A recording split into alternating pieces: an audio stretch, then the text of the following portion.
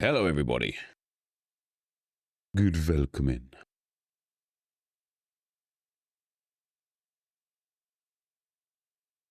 How are we done? How are we done?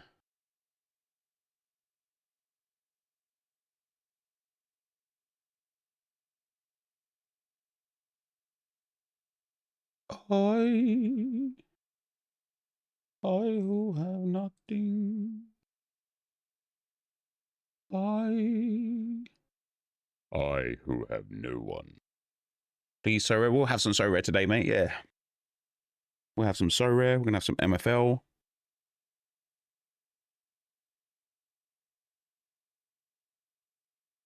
Wait, how did you guys all sign up with my link already? Wait.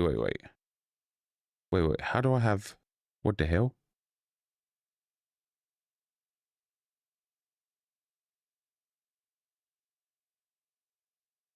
Been watching your Arc Raider streams back. So entertaining to watch you enjoying the game. Thanks, man. Thanks, man. What's up, Pectix? How you doing, brother? How... Never mind. I don't even care. It doesn't matter, does it? Nep, I hate playing FC26. Only playing it because I've got a sick Norwich Evo team. Yep, that FOMO, brother. So yesterday, I didn't have any rivals points at about 8 p.m. And I literally played until 2 a.m. 6 hours of rivals to get trash. I will show you my rewards, right? 6 hours for this. I got one bounty. That Azaz is not part of it. I got one bounty. 6 hours for this, guys. 6 hours for this. Milinkovic Savic is like the first card from rewards. So basically from Milinkovic Savic, this page and this page, that is all I got for 6 hours. And I got one bounty in the meantime. And it's like, it's listen, the game's just not fucking fun, is it? The game's not fun. It's not rewarding. It's not engaging. I don't know what EA can do. And that's not my responsibility to know what EA can do. What division? Between Division 5 and Division 4. Let me I didn't record it, did I? Oh, I did. Oh, I did record it. Where would it have been? In this one? Hold on, let me just find something for you guys real quick.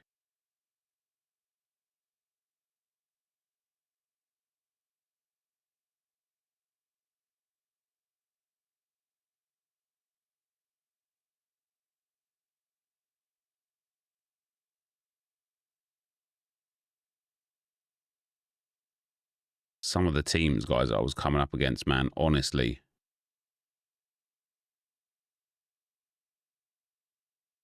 Were crazy.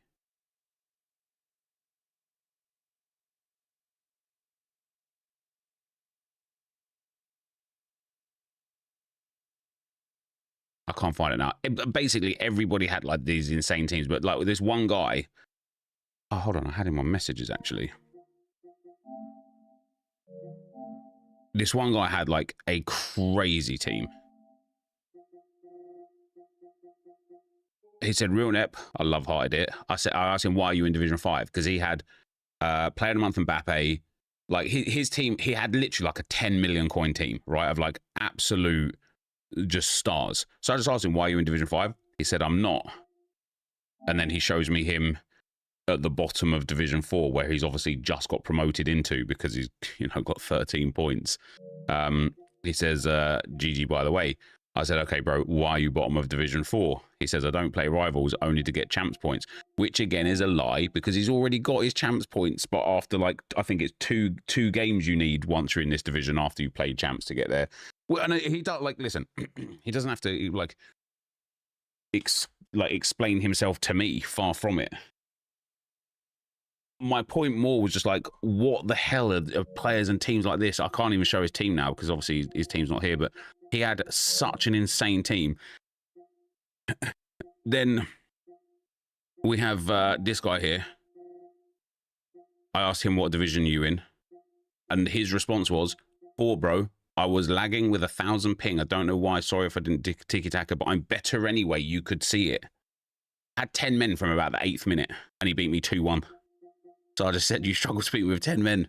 Better about better anyways. Relax yourself. I'm going to end up getting banned again, aren't I? And then this guy, this was a fun interaction. Don't stop time wasting now, he said, which was really curious because I hadn't time wasted at all. I think I was leading the game in like the first half, and then by like half time he had leveled it up, and then late on in the game he had he won the game in like the 80th minute for 2-1. Like there was no like time wasting. So I kind of thought maybe he thinks I'm maybe like the previous player played or whatever.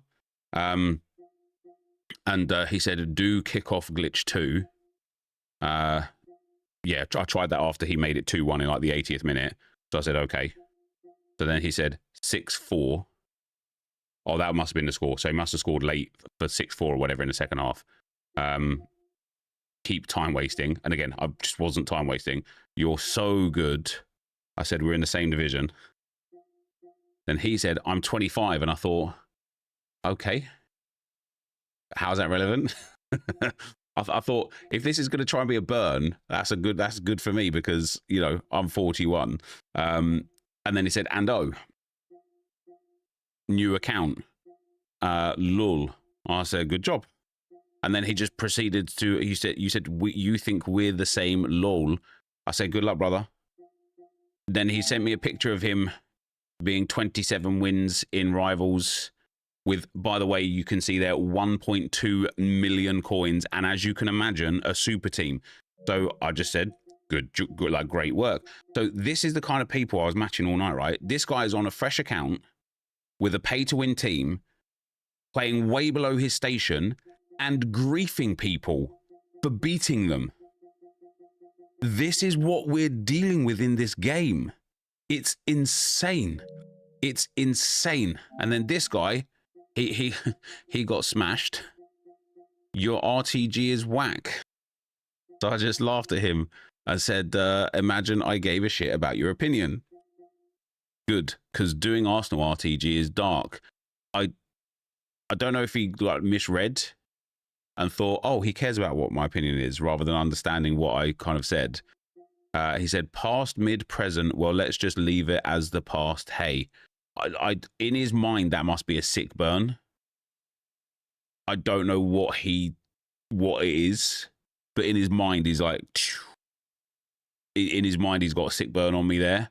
And I just told him, you've wildly overestimated your importance in my life. But this all night, it was just toxic all night. He got me a good day. I don't actually know what his burn was. Keep in mind as well, guys, right? Keep in mind as well, I was playing, the team that's on screen now is a team I ended my Rivals stint with because I've done all of my objectives. But keep in mind, I was playing, I'll show you my initial team.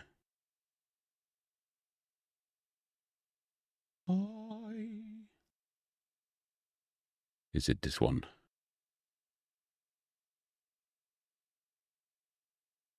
Wait, what the bloody hell is this?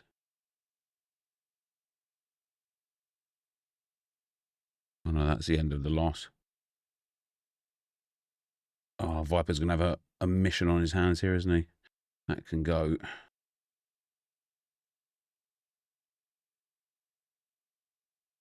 Hold on a sec, guys.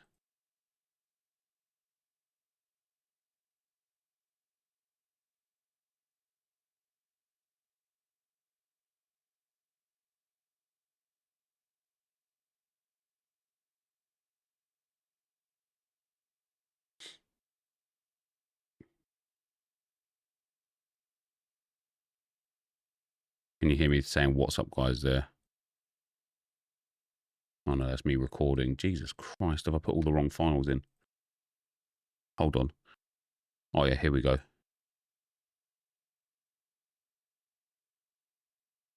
This is the team that I had started with. Minyan, bronze, Tomori, Saliba, Jordi Alba, Bahoya, Busquets, Nwaneri, Kudus, Blackstenius, and Bayer. Now, this isn't a bad team by any stretch of the imagination, but it's just not good enough, right? But I played with this team because it allowed me to complete all of the objectives for Lloris, Gundogan, and is it Bright? Whoever the centre-back is. And so only once I completed an objective did I take out the players that I didn't need anymore and put in some like better players. And so I was struggling with this team because it's just not good enough. Like, we've only got playstyle pluses on 5 of the players, or 6 if you include Blackstenius, and then they're like 4, most of that's in defense. So using like these attackers and stuff with like these bad stats and whatnot. Oh yeah, Greenwood, that's the one. It was just tough. It was just really tough playing with that team. And so it took me bloody ages to kind of like get through those first objectives.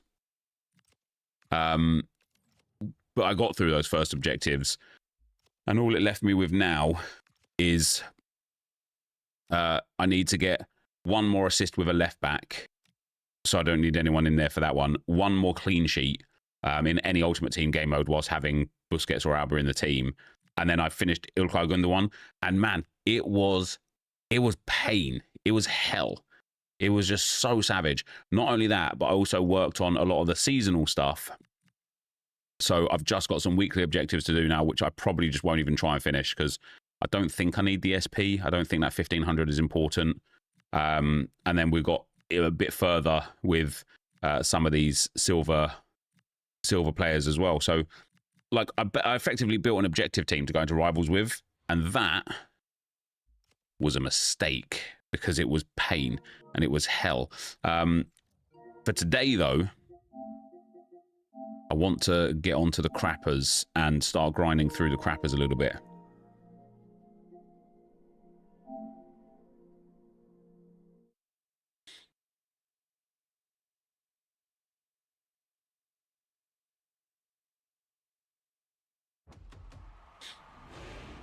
How am I finding the silver tool? Yeah, I'm 4-1 in that at the moment. 4-1.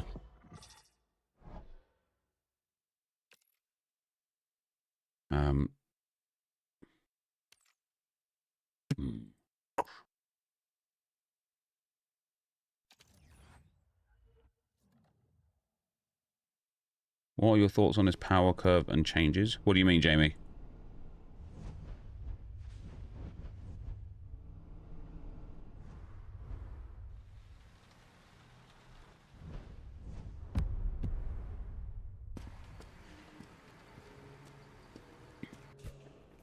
What's up, J90? How you doing, man? How is the game for you guys after yesterday's patch? I don't feel any difference. I don't think they changed anything.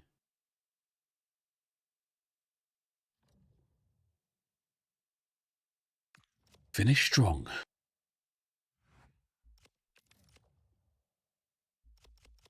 Yeah, for crappers, we've got a lot of XP that we need to get. I don't know.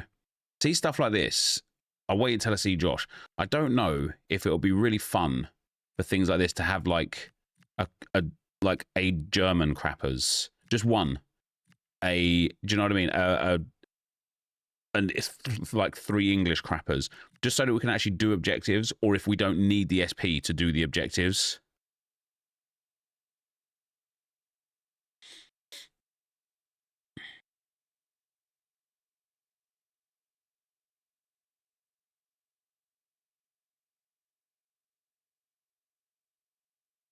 Did my resub go through? Did I see anything, sheesh? Oh, it sure did, mate. We got Nath with the 7 months. Thank you very much, man. And Sheesh with the tier 2, 35 months. That's nearly 3 years, man. GG's Nep, thanks for the great content as always. Also, all these weirdos messaging you is a human issue, not just this game. People's brains are warped, man. Yeah, you're not wrong, pal. Wolfgang, why do you keep spamming that in my chat, man? It's weird.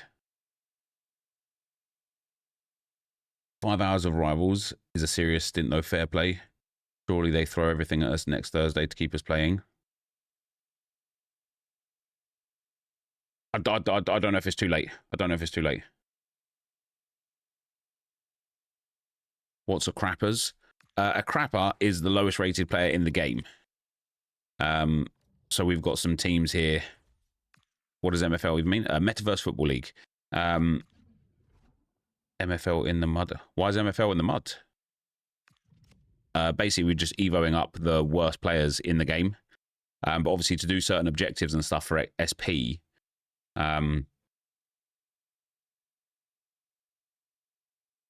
yeah, for doing objective stuff for SP, we might need some other crappers. I don't know. I do know that to get the SP that's here,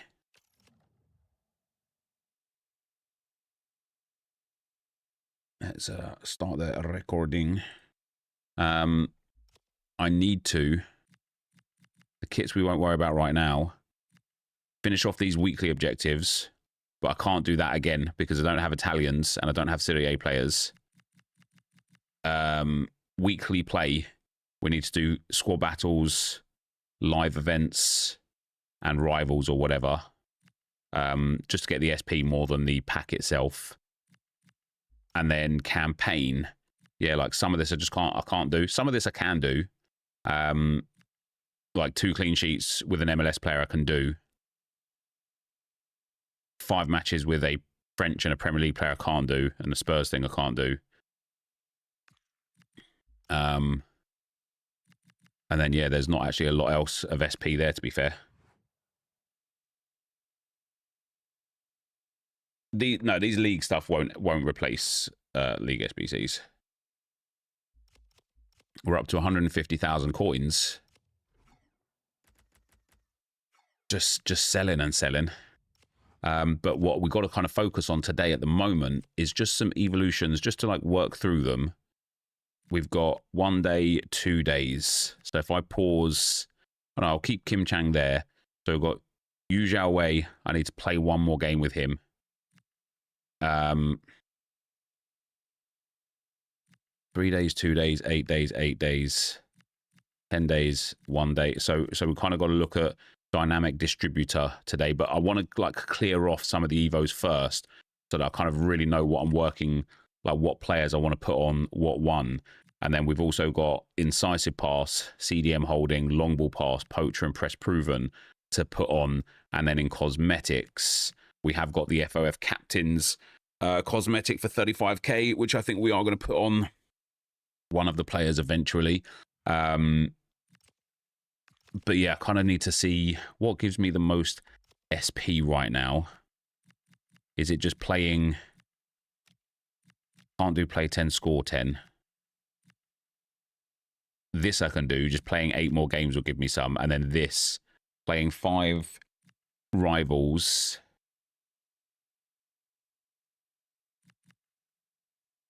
5 live events. And then probably 5 rush within the time. The World Tour Cup, does this give Evos? Yes, I want to get this Evo here. I'll probably play, and I want to get this Evo here. But for this Evo here, I need a World Tour player in the starting 11. But I don't think... Oh, yeah, that's why we're... Yeah, that's why we're doing the objective. Because I want the World Tour... I need the World Tour... I need the... Oh, no, that's Festival of Football. Is there no way to get a World Tour item now? Is there an Evo that gives a World Tour item? There might be an Evo that gives a World Tour thing at the moment.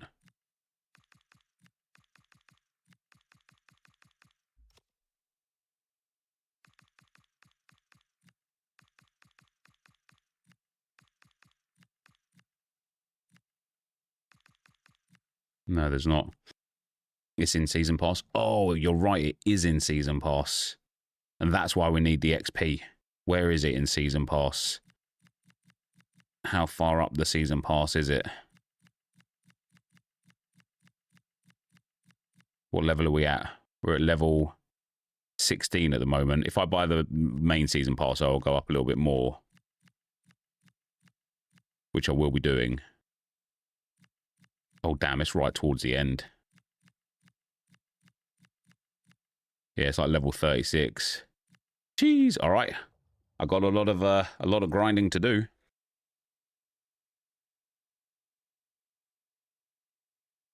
Is a pass worth it? I'm at level 35 if I buy it now. It just depends if you want that Rodrigo or not. I think it's worth it personally. Right, evolutions. So we're working on Yu Zhaowei and Kim Chang-hun. It's just play and play to get those done. And we shall start with... we'll start with 5 rivals games, get those polished off and out of the way.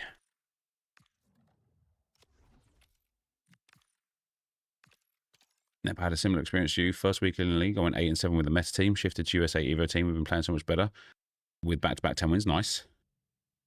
Sesko is a World Tour player, by the way. Yeah, I know. I know. That doesn't help me whatsoever, but I do know that.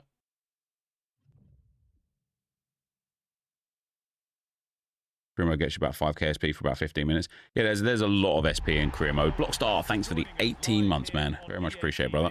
My name's Guy Mowbray, joined for commentary by Sue Smith, and we've got action from division rivals coming right up. Your thoughts on this game? Interesting. Interesting. A first own Mbappe, Division 8, by the way.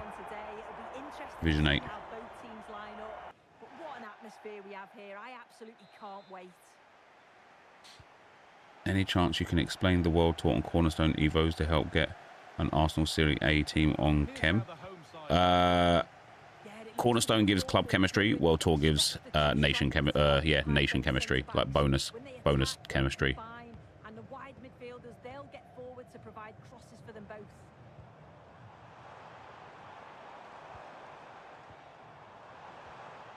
He read that well, stopping any danger. This is the lineup for the visitors. Yeah, it's the same system, and the key to breaking this down is just the quality on the ball. Oh, they must score. A vital block.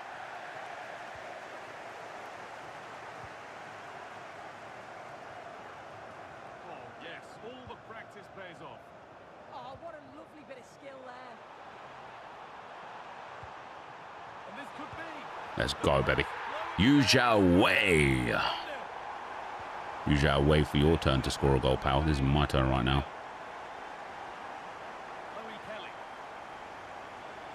Division 8, by the way, guys. I know I'm in Division 8 and I just play a lot, but I've got a bronze team. This guy's got Kylian Mbappe up front. And he's also player locking against me in Division 8.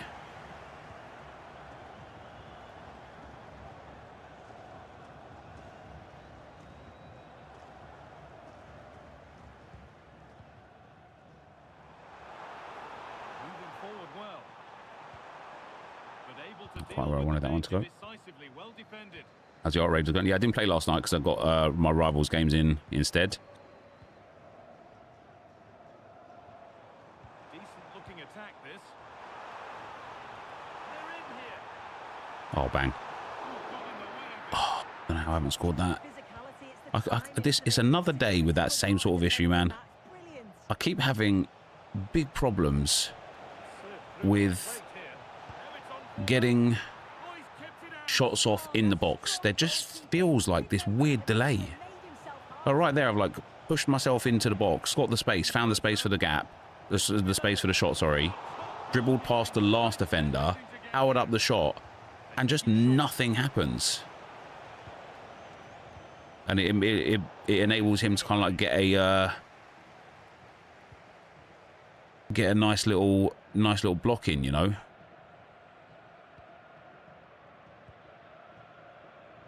He better not be offside because there was like 3 of them there. Great reading of the game.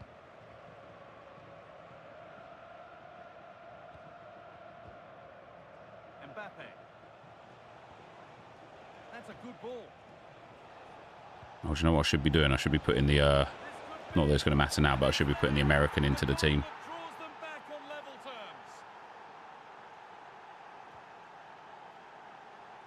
terms. Maoki. And they're using it. This is an excellent run.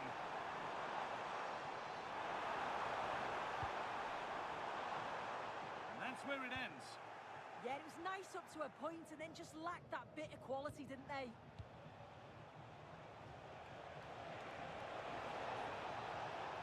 Nicely sets it up to edge ahead. Oh, they scored again. Started after the last one. I can see FC 27 being free to play with the Saudi owners. Not a chance.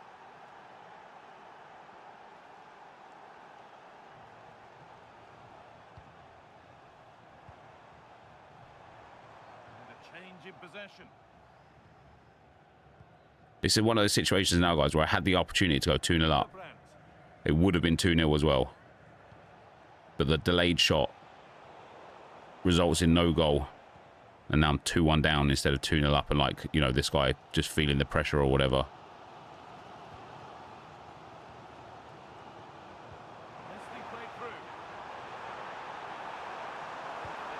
That's a lovely goal. Come on.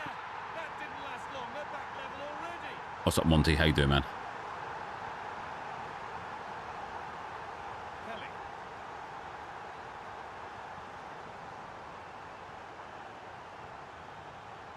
Do I use precision shooting? I certainly do.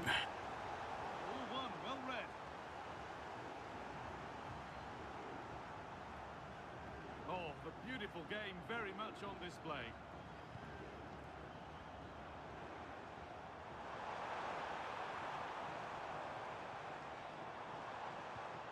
Teeing up the chance now.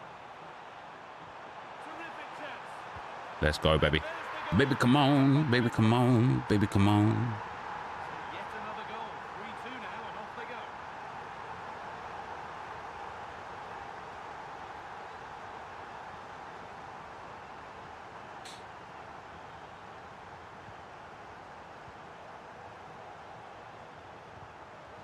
Deflection sent it out. Do I reckon less people play this game than last year? Way less. Way less. Now, this might be promising.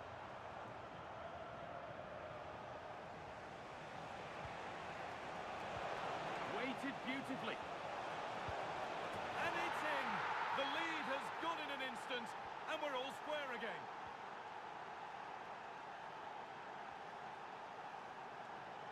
Oh, dearie me. Oh, maybe a bit of space now. Opportunity here. It's in. And What a great game. it's in. It's a masterclass in finishing to complete his hat-trick.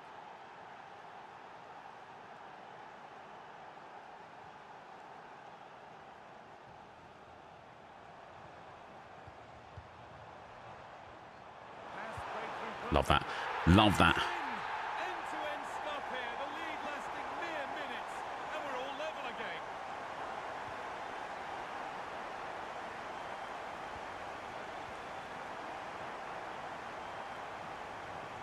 He doesn't have 4-star skill moves yet. And the referee's whistle brings the first I would say it's about 10 to 15% of last year's player base still playing FC26. I mean, no chance is that low, but it's definitely not as many as last year for sure.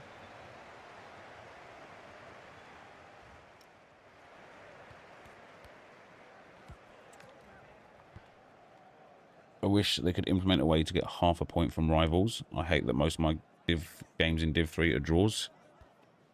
Well, you get a point for a draw.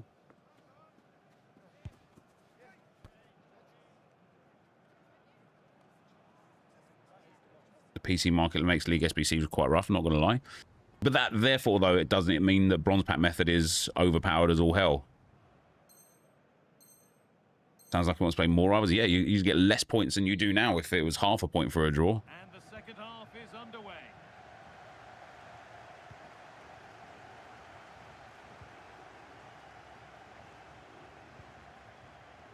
Chloe Kelly.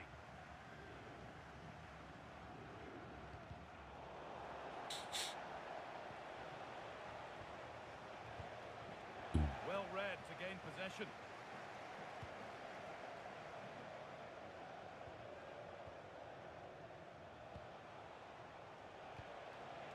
Confident push forward, but that's where any chance of anything developing disappears.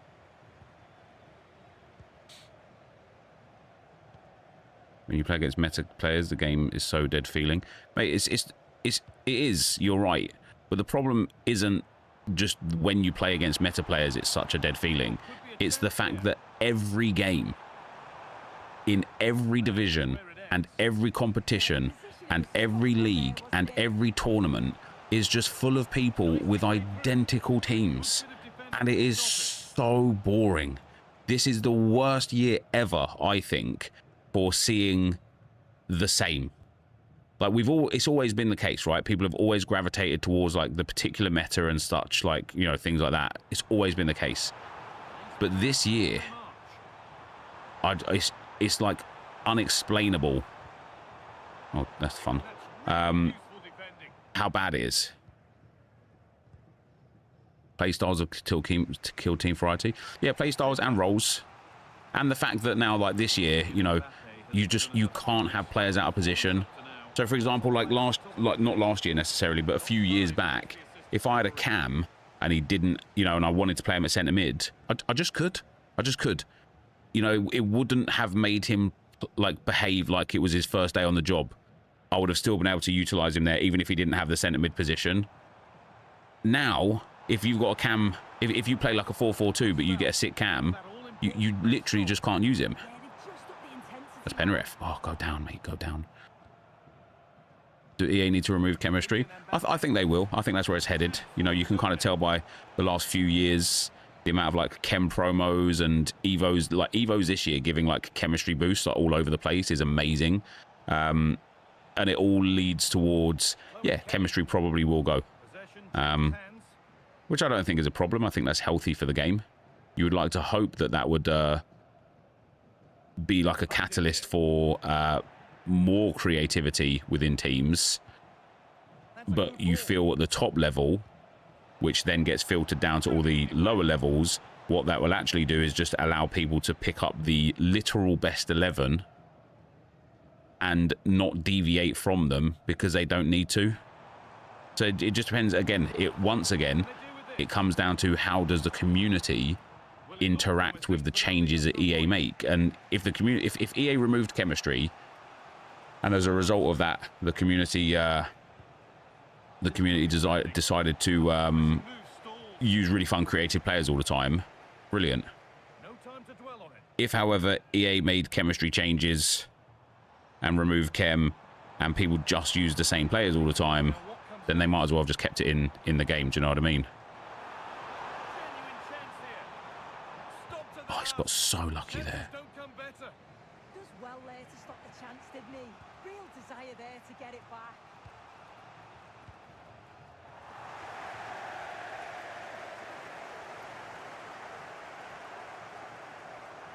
He goes, and on.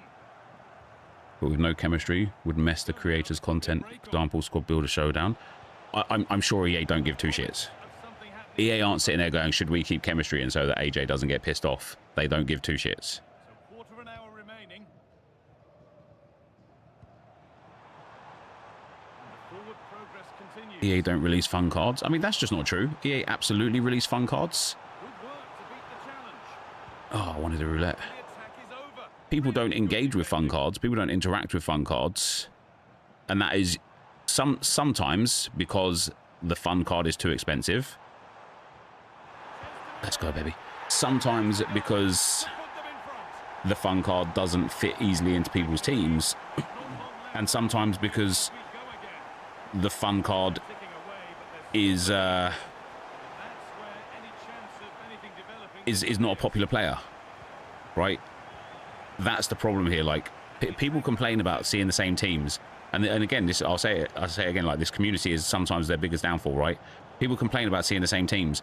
I guarantee you won't see any Troy Parrots in Weekend League this weekend, but I also guarantee you that Troy Parrott is an absolutely insane player in the game and a fun card. He is a definition of a fun card. Finesse shot plus, banging, right? Really good stats, 4-star, banging, right? Like, Troy Parrott looks like he is a fun card, and the reason why he's got the card is fun as well. So let's see. Well, it's been a fantastic game. I can't believe he's managed to get a goal there. Let's see. He literally dribbled that out of play, by the way, with his striker, so that he could pin me in for the throw-in to do exactly that. But yeah, let's see how many Troy Parrots there are this Weekend League, right? Okay, I've literally aimed that up. With a change in possession.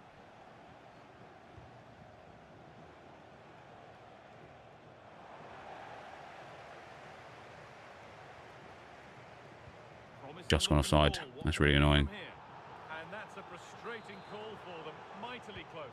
Well, I thought he was in there. It looked like he timed his run well, but the flag's up. He'll be so disappointed because that's really unlucky.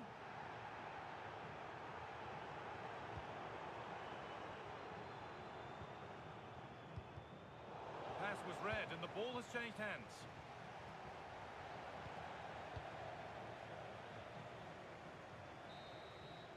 Give me the attack game. What the hell? What the hell? That's crazy. There's no way to link him. That's why. I mean, just put an Irish manager in your team, and then all of a sudden you've got one chem on him. And at that point, like, have you not got icons in your team? Have you not got like Busquets, Alba? You could put Katie McCabe in there. Like, oh, really disappointing draw that is, to be fair.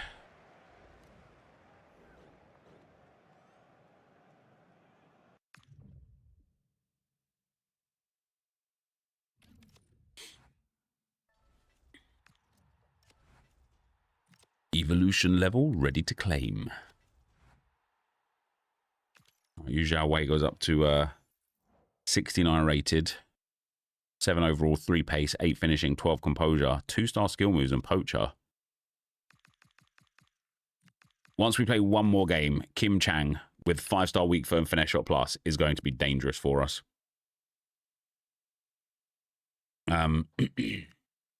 Once Liu Jikang and Zhong Sang Woon go up as well, that'll be good. What do I need to do with him now? Win 3. See, there are things in this game, right? There are things in this game that boggle my mind more than they should, and bother, like, they literally like wind me up more than they should. And it's things like this: win 3 matches in squad battles, minimum semi-pro, rush, rivals, champs, or live events using your player in a game, and then play 2 matches. You can't possibly play 2 matches without winning 3 matches, which means it is a redundant objective. Remove it. Just put win 3 there. The play 2 is meaningless. It doesn't do anything. It's so, like, it's the sort of thing that makes you think, who the hell is there, like, writing out these objectives? Here's a good idea. Play 2, win 7. Why? Just why? All right, 4 more Rivals games to go, guys, before we move on to some live events. Like I say, it just bothers me more than it should. I want to see... I don't want to change this squad because it's a gauntlet squad, but I want the Crappers team instead because this team's got some better players in it. I also want to go into the 4-4-1-1, but the question is, does one of our strikers have Cam? Yes, Kim Chang has Cam. Let's go. Pop him over there. Pop him in there. Do I want Mahuki or do I want Van Richana? We'll take Van Richana. We've got Zhong Sang, Lalorithupra, who's got better passing. He can go in there.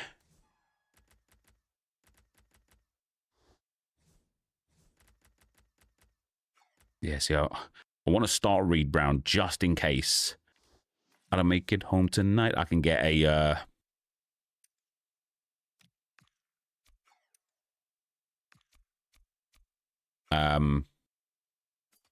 just in case I can get a clean sheet.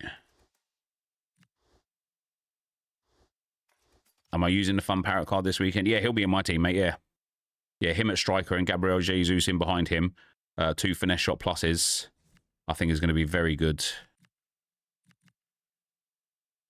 He can go in there. Chorney can... yeah, who's low on chem? The Indians. If I go for an Indian manager. Are there any Indian managers? Wait, I have no managers? That's just not true at all, is it? Who's the current best card on the Crappers? Probably this guy right here right now. 62 rated with those stats is dumb, to be fair. He's only 3-star, 3-star. But he has got Trickster and Finesse Shot, which is quite nice. And then closely followed by this guy here. The 5-star, 4-star on him. Decent dribbling, decent pace. We got a few players that we're working on that are all right.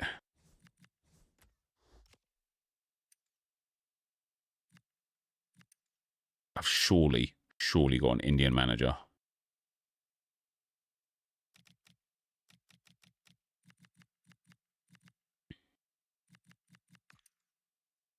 Yes. So it's just a left back that's off chem. But I mean, they're all crappers anyway. It doesn't really matter, does it?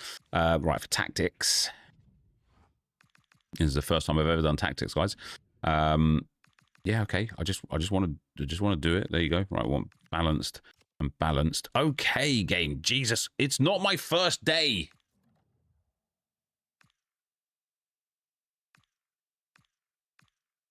Wait, why is this switched back to a 4-4-2? What is happening? I want him to be an advanced forward. I want him to be a shadow striker. I want one inside forward and one winger.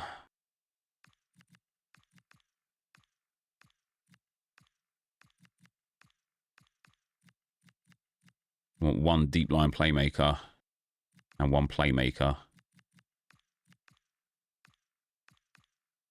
Maybe we'll keep him as box to box, and then the defense can stay the same. Have I seen a new Evo League? I haven't. What is it? Would you say Arc Raiders is worth picking up if I need a new game rather than FIFA? 100%, mate, yeah. Arc Raiders is brilliant fun. Why are you not putting cosmetics to increase chem? They are Evos after all. Great idea. I don't know how I've been playing this game for so long and didn't think of that.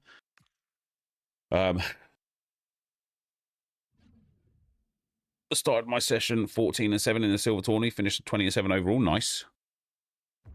Well, nights like these are just what you hope for as a Some of the Evos that give like plus 20 overall upgrade and boost players makes no sense. Puts a US 648 card into an Evo for the progression, gave him plus 15 to a 79.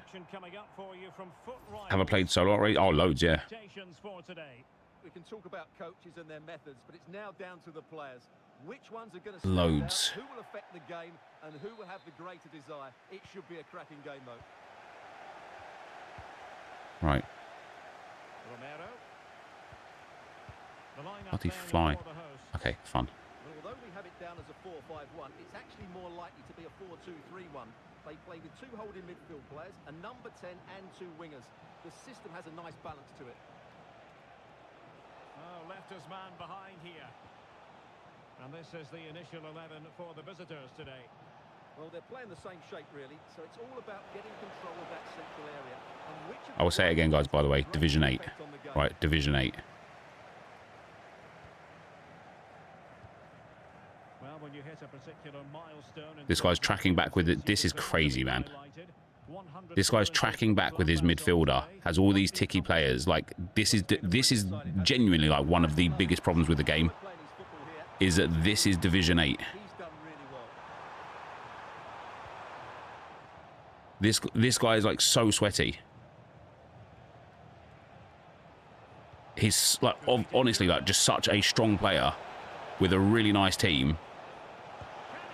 And he's in Division 8. Why? Why is he in Division 8? I just don't understand. That's a magnificent save. That's a top-class piece of goalkeeping. must take the lead here. And they have. You've got to say, it has been coming. Well, let's take another look, and it's not good enough defensively. They're slow to react, don't get tight enough, and don't deal with... Stevie, thanks for the 27 months, man. Much appreciated, brother.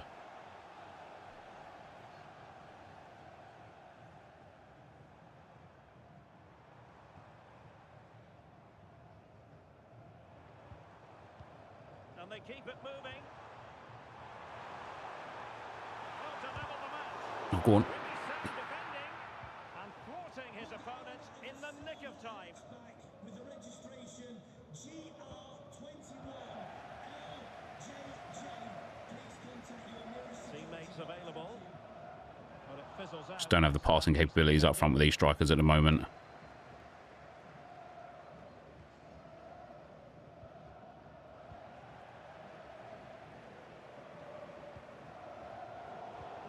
Not a good place to win it. This could be the equaliser. As if he saved that. Oh, what an important save.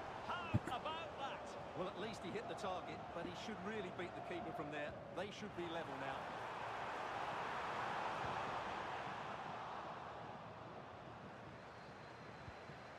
Oh, that's splendid play. We saw the situation developing. That's a good-looking ball. Surely. Oh, genuine chance. That shot in the box again. Defending. Just taking way too long Do it again. inside your own penalty area. Nico Williams. On to Vitinha. Guimarães. Colomwani. Well, passing moves like this will build confidence. Yeah, they look really dominant at the moment. Impressive build-up.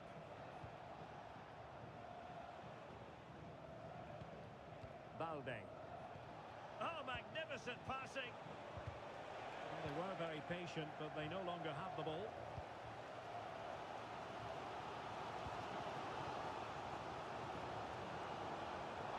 Oh, you lucky Play to bastard. be applauded.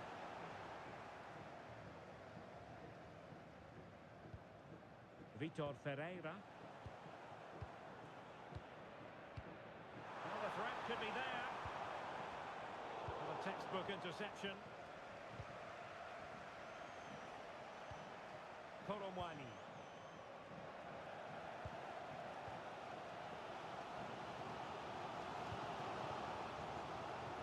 Well read to win possession back. Now, who can he play it to? Surely the equaliser. No, I had time there. I had time.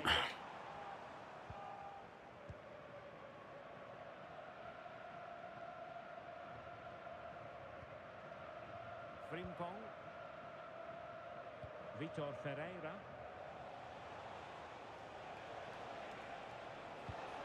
Real defensive commitment there.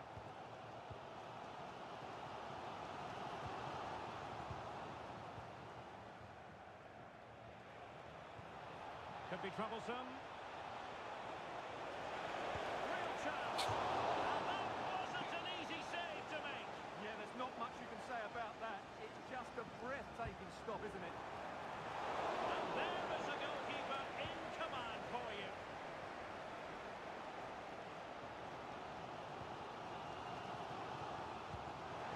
Nice ball over the top. Well, it's open up.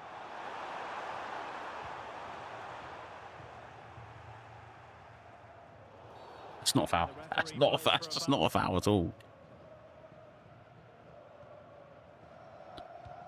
Rewarded for that brilliant high press.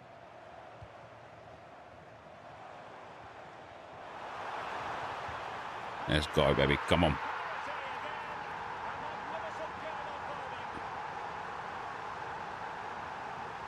Well, just watch this again. A change of pace, a change of direction, and a decent finish. Bosh. That's a Straight down the middle there as well.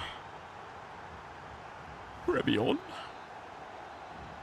Back underway, level pegging, one goal apiece in this game.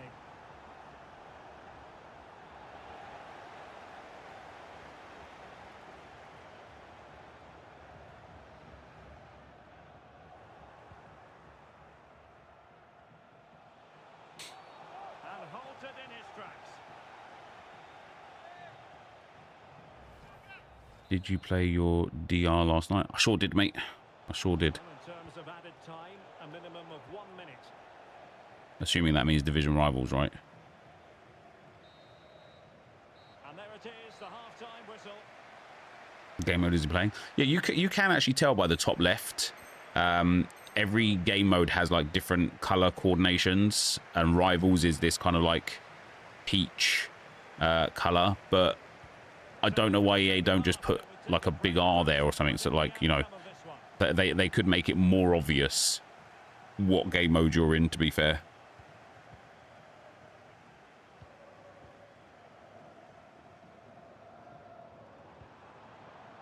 Smart defending. Rondal Colomwani. Now breaking it. Great tackle that. Potential danger.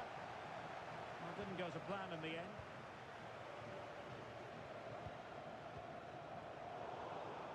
Once again, just don't have the pass in there. Nico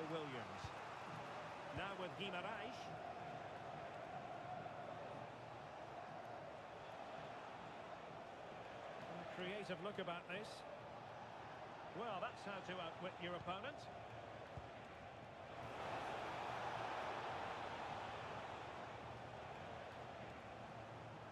Did well to win it back.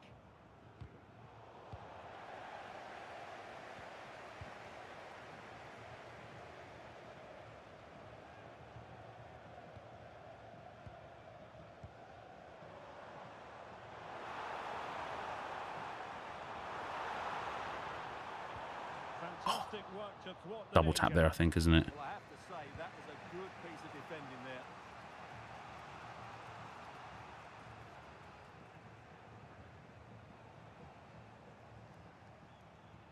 Well, somebody's got to stop him. There to win it back. He has teammates around him.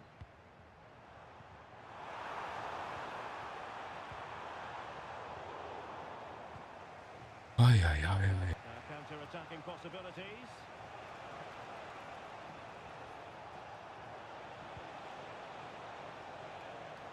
And coolly done in the end.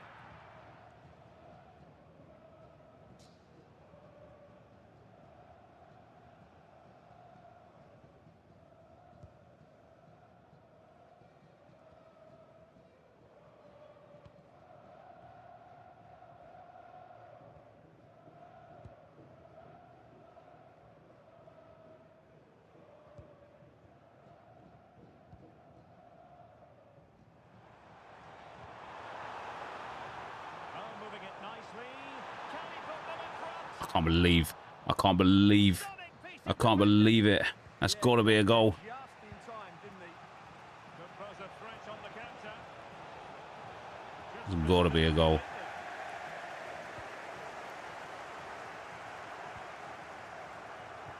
He's cracking past that.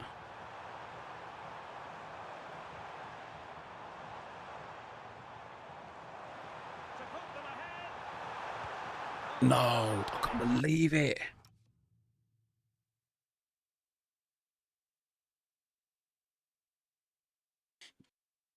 That should be the golazo.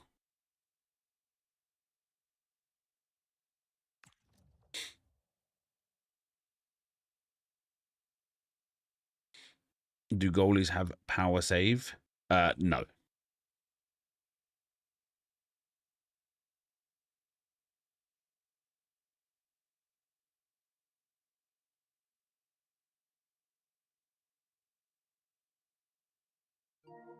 Why is this guy sending me messages? Oh, he's not. Well,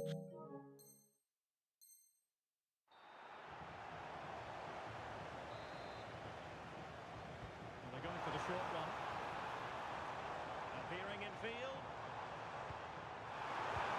Mate, he's moving his keeper. It's Division 8, EA. It's Division 8. Why? Like, what is happening? Stop that. That is a remarkable save. This looks interesting. And that's comfortably gathered.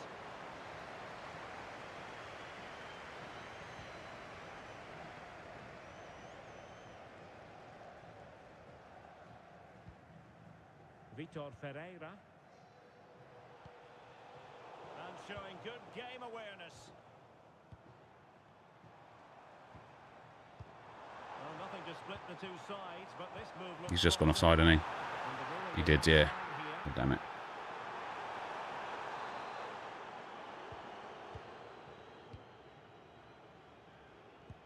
Well, spot on with that challenge. Oh, nice work to get past his opponents. Let's go, baby. Come on. Baby, come on. Baby, come on. Baby, come on. Well, here we can see it again. He's shown outstanding vision to find the perfect cut. Why are we why are we watching the guy standing on the kickoff spot instead of the goal? EA Sports. It's in the game. Underway here. Can they hold on to the lead? Oh dearie me. Oh, beating his opponent with ease. Oh, he's actually going to get a goal here as well, isn't he? Could be the equaliser. Yep. Crying out loud. Square the game. What a contest this is turning out to be. Well, here's the replay. He's done well to get his head up, pick out a teammate, and it makes the striker's job so easy. All he has to do is make the right connection. It's a lovely goal. So back underway, and we really are being treated to a festival of goals in this one. Well, you really have to applaud the ambition.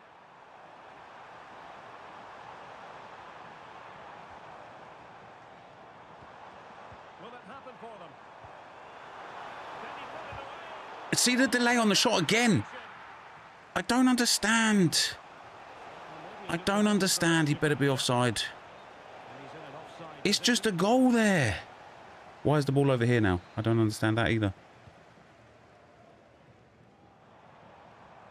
If they can finish here, that might be that. Oh, what an opportunity. Yes, please. With so little time left, surely that will be the winner. Amazing scenes here.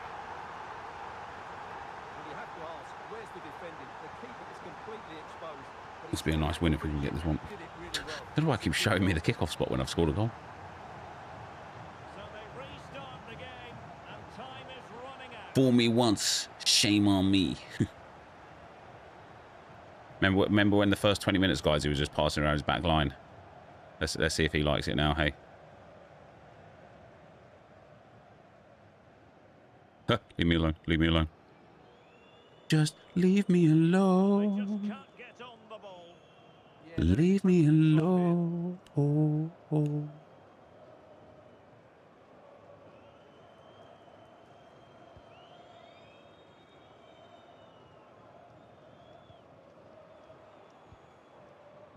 Boop.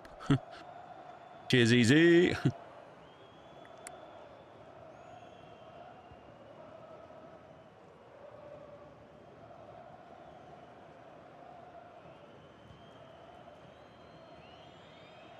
Please. Chasing this game, desperate for a leveler. Konowani- Saying so. What a tackle. Keeper's ball. Love that. Love that. Love that. Love that. And that is Victory. Let's go. a tale of woe in terms of the scoreline as far as the visitors are concerned here.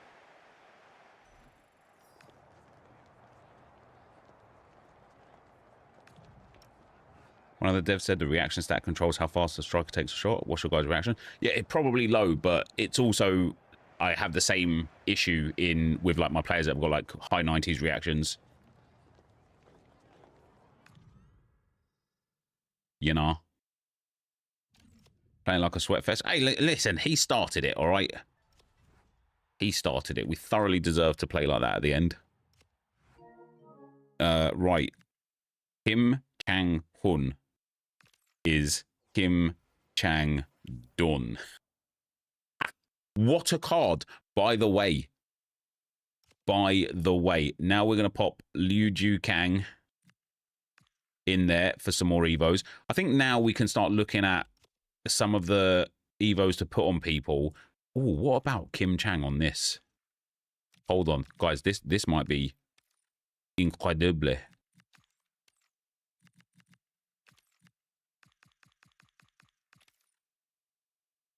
Nah, not good enough for a 70 rated. Not given the fact that he's only 60 rated now.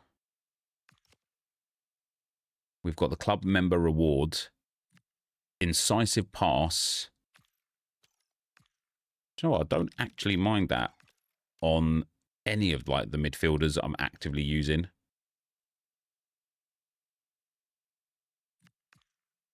Long ball poacher and press proven. I'll protect you. Yeah, so we've got an obvious go-to here. And it is him. Takes him up to a 74 rated centre-back with ridiculous stats. 3-star, 4-star. Incisive ping long ball, jockey block intercept, and anticipate plus. Is that not just like the most unbelievable centre-back you've seen as a 74 rated? And then what's even better yet is like he'll fit into these like tedious ones, like this one, or this one, or this one. here and here. Like, he'll just fit into all of these. Play styles, trifecta. I think what we're going to do... Well, let me finish off the Evos that we've got going first, and then we'll, like, completely... We'll just add one player on at a time so I don't get caught up, like in some mad dash. 97 balance suit. Yeah, it's insane. Is Arc Raiders going to get a dedicated day in the future of your streaming schedule? Or is it just when you feel like playing? I stream almost every night for Arc Raiders. I didn't stream last night because I was playing Rivals. I was thinking about streaming my Rivals games, but I didn't. I didn't expect it to take me 6 hours to get 30 points, if I'm being perfectly honest. But yeah, I think Arc will be something I play a lot more during the evenings. Hello, are we here? Go play Weekend League with that team. Yeah, I mean, that's the plan, mate, yeah. You're right, Safety, pal.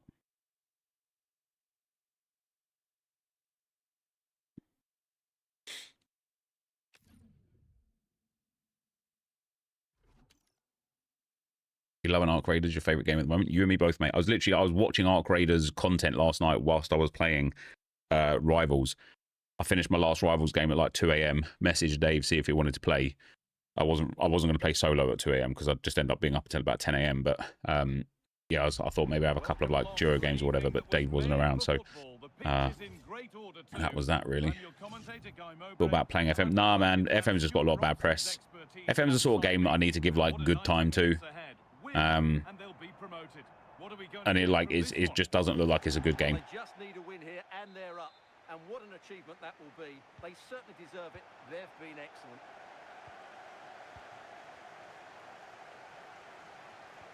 This is the visitors' team for today.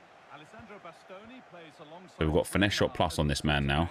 Rodri plays alongside Toyn Coke Miners. Andy's at Cam. Andy's got 5-star weak foot, and that is going to be what he does thousands and thousands of times this year. Doesn't matter which angle the ball comes in for him from. Left foot, right foot, no drums. What we need to do for him now is get him first touch. And shot power on long shots.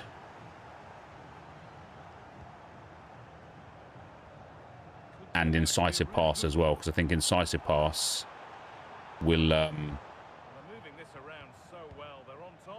give him the ability to pass the ball if the shooting opportunity is not on. And tiki-taka maybe as well.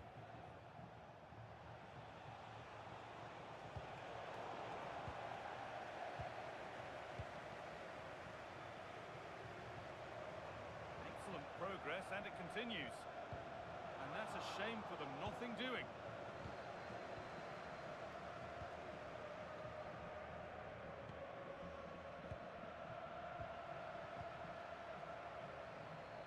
Referee.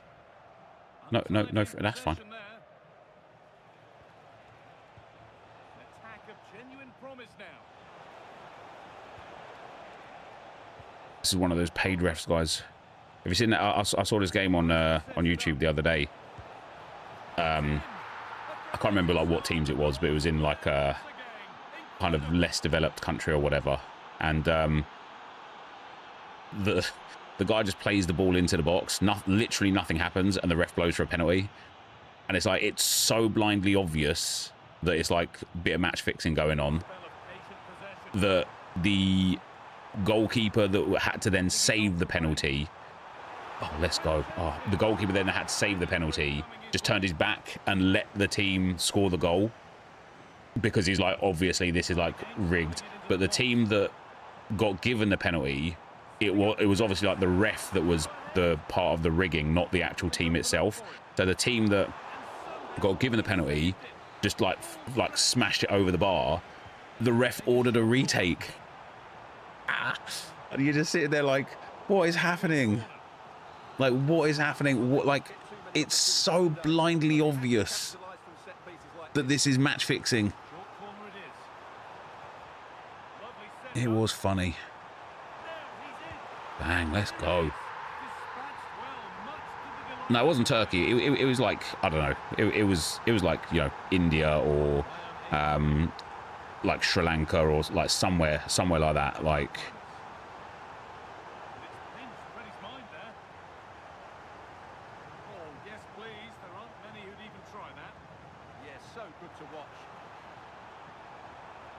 oh, there it is. Well, it was rising, and in the end it Feeling a pain over Martinelli last year. Been trying to pack the 81 rated desk for like over a week now. I can't. I also have first owner fixation. Mate, I was thinking about it last night as I was looking at some Evos. I still haven't packed like Enquiries. I've got Saliba now, which is quite nice, obviously.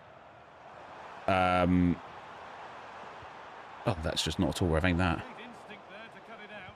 But yes, I still haven't packed Enquiries, and I thought with how cheap he is now, like that's quite surprising to be fair. And the chance has gone. And there's another. There's still like a low-rated player that I haven't packed as well, like really low-rated, like common. Having a look. Oh, mate, just over the bar. Down at first. It's ended up in the crowd. There's zero benefits to first owner other than the OCD and the triangle on the card, right? Correct, mate. Yeah, correct. You get nothing out of it. That you used to like there used to be like chemistry bonus for being first owner, Coke miners. like years and years ago, and then there also used to be like. Something on me. I mean, even now there is like a tournament or like a milestone for winning games for first owner players. Well defended. But obviously that's like Could be dangerous. you don't have to do it with like Evo players or whatever. You could do it with any first owner players. So And it's being passed around. yeah, there's no added value at all anymore to first owner. No, that's just not where I aimed that ball, is it? From this.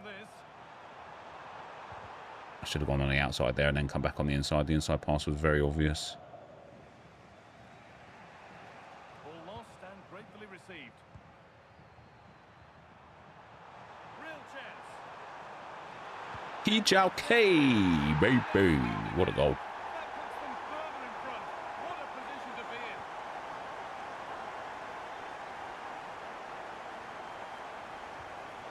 Closed it down well.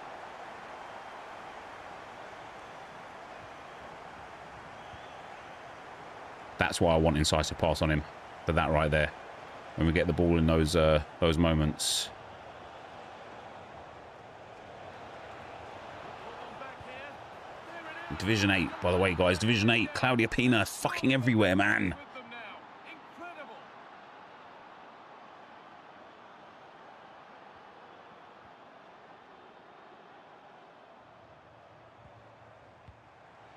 Going up through the gears now. Here we go. They've got rid of it, but the ball's sent behind. Yeah, he's got away with it, but the pressure is still on his team here. Wow. He's missed a tackle and got the ball from it. I've won a tackle, not got the ball from it. And able to come away with the ball.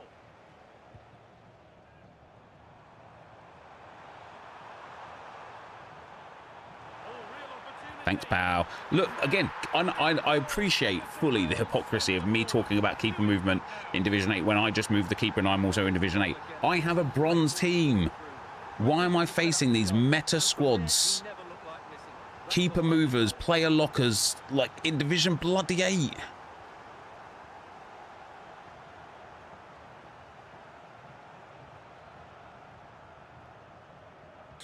That's not a bad looking ball.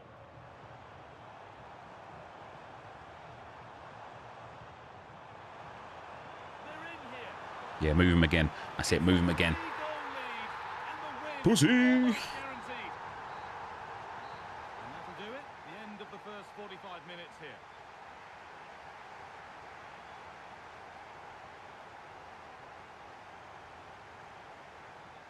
I feel like if people don't move the keeper, they aren't actually playing the game anymore. Yeah, you're probably right. Only keeper movers are left playing.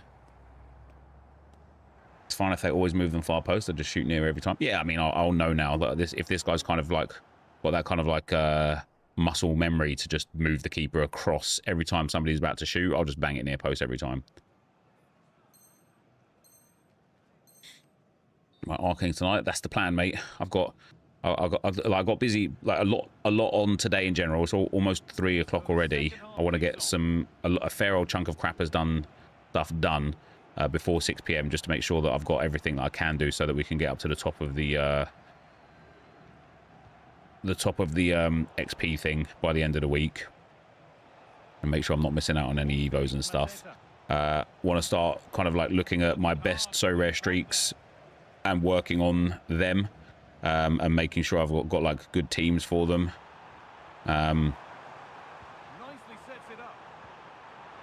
Wasn't him, but never mind. I want to start sorting out my MFL lineups and my MFL teams for the upcoming season.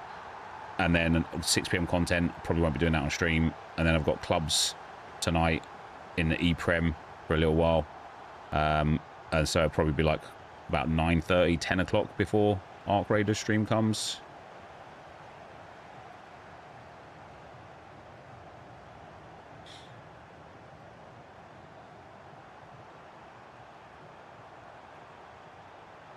Changes hands and far too cheaply. Yeah, that's not very good, is it? Did anyone send me any tips, any clips of Slide Tackle Plus being used? No. The attack broken up.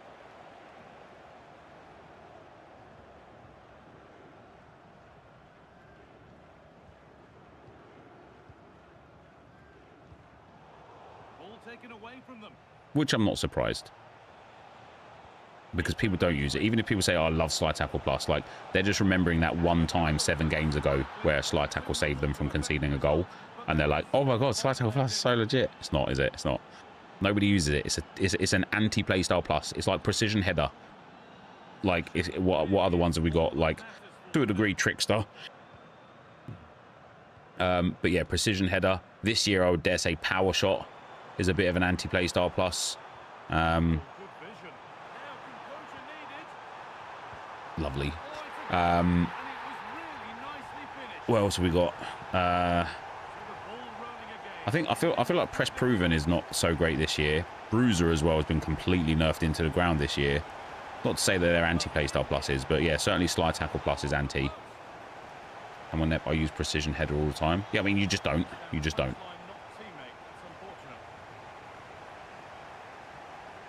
And if you do, it's because it's against squad battles on amateur.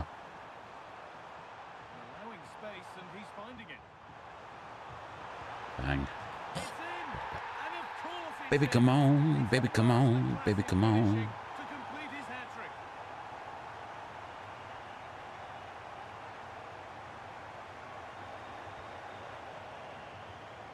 Perfectly anticipated. Really well won.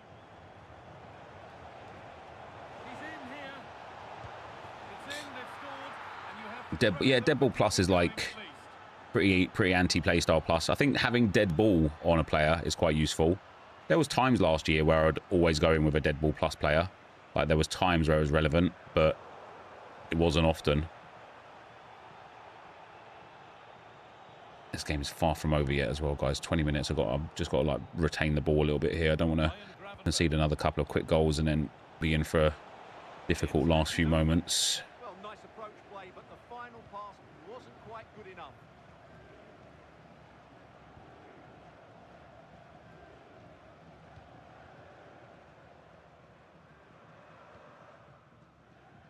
pass after pass. Happy just to keep possession for now.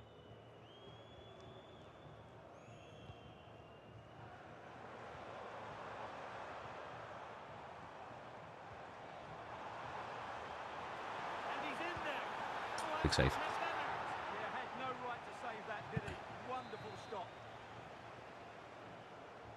Deadball's a very effective playstyle. I definitely noticed between somebody with it. Yeah, it's worth having on someone as a regular playstyle, but for a playstyle plus, probably not. This has to be. And again. It's a goal. That's something. We say you never know sometimes, but I think we do. Yeah, you don't get many free kicks this year, do you, to be fair?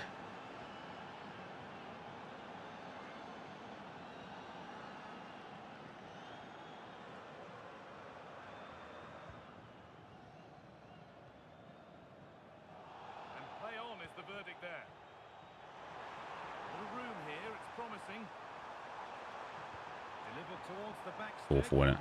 Well, in the end, it proved to be right in the keeper's zone. And That's a good ball. Just needs the composure now. Beautiful. Beautiful. Ball to the good now. Any That's ideas game of over. this being a contest surely over?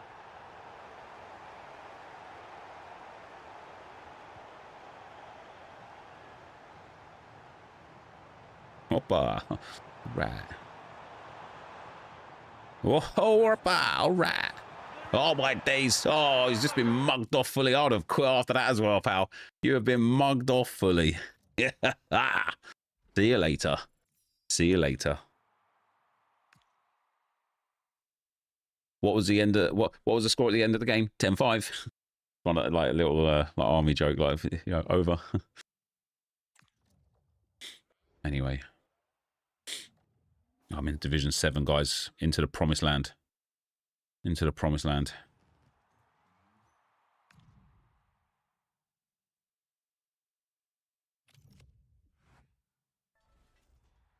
The 1,000 SP earned there. Evolutions challenge completed, but not level ready.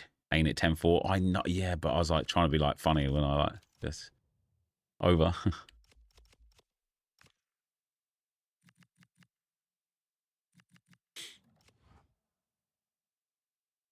Over. Is this the crappers account? It is, buddy. It is. Look at this man right here. Honestly. That's quite mad, to be fair. 100 goal contributions in 48 games. And we have played almost no squad battles this year as well, by the way. Last year, Josh was like, yo, son, score. Thank you for the 19 months, man. Last year, Josh was like grinding out squad battles loads to do the Evos, but because we could do 2 at a time now, doesn't really be, it's not really like super relevant to do it anymore. How many squad battles games have we got? Or wins anyway? I doubt we've lost any. 62, that's it. That's not bad. That's not bad. And obviously he hasn't played in all of them either, so Champs isn't ready for this team.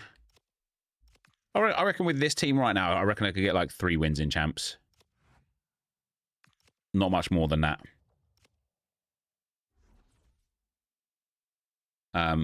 But we will not enter Champs with this team until we have gone 5-0 in challenges. All right, let me go and get a coffee here.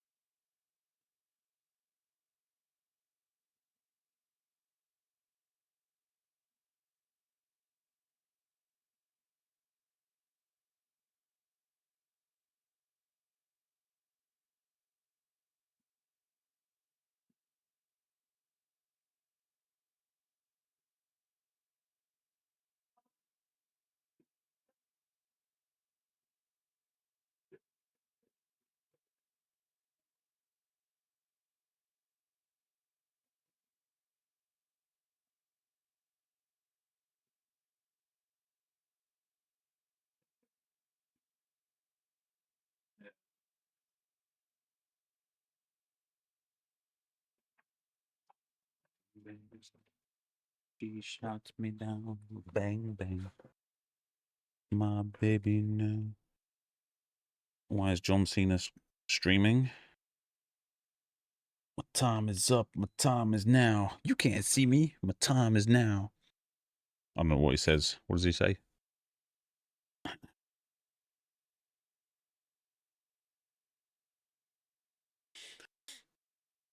Oh, cool, guys. Cool. What a team. What a team. How many have we played? I think we got a few more objectives. I just want to get the, like I say, I want to get the SP. That's the primary thing for me right now, is getting that SP. So I need 2 more rivals, 5 rush. We'll do 2 more rivals and maybe some live events. But obviously we've still got the day and 3 hours to finish this. This doesn't have to be finished by 6 PM today. It's the weekly objectives that we'll get again at 6 PM. I can't do more of them because I just don't have the facilities for it. Nep, I'm very confused. On your newest So Rare Road Warrior episode, you mentioned getting promoted in something. What mode did you get promoted in? How did you earn limited essence? I got promoted in Premier League, like divisions, because I got enough points to get promoted. Obviously, you get better rewards. There's 3 divisions, 1, 2, and 3. You just get better rewards as you go up. How do I earn limited essence? Either through Premier League competition or through the free-to-play.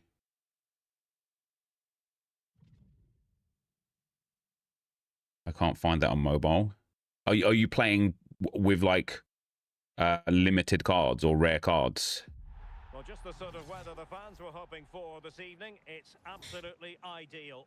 I'm Derek Ray, and sharing commentary duties with me is What the hell is And what this? we have coming up for you is action from foot rivals. Tell us about your pre-match thoughts. Yeah, this should be a good one. They come into this in excellent form. I'm more than happy for us to use lowest rated applicable players for us. Do we need that SP, Josh? Okay, this guy's genuinely like a twerk hyper sweat. This is going to be me putting a pad down, guys. I can feel it. Mate, this game is so crazy.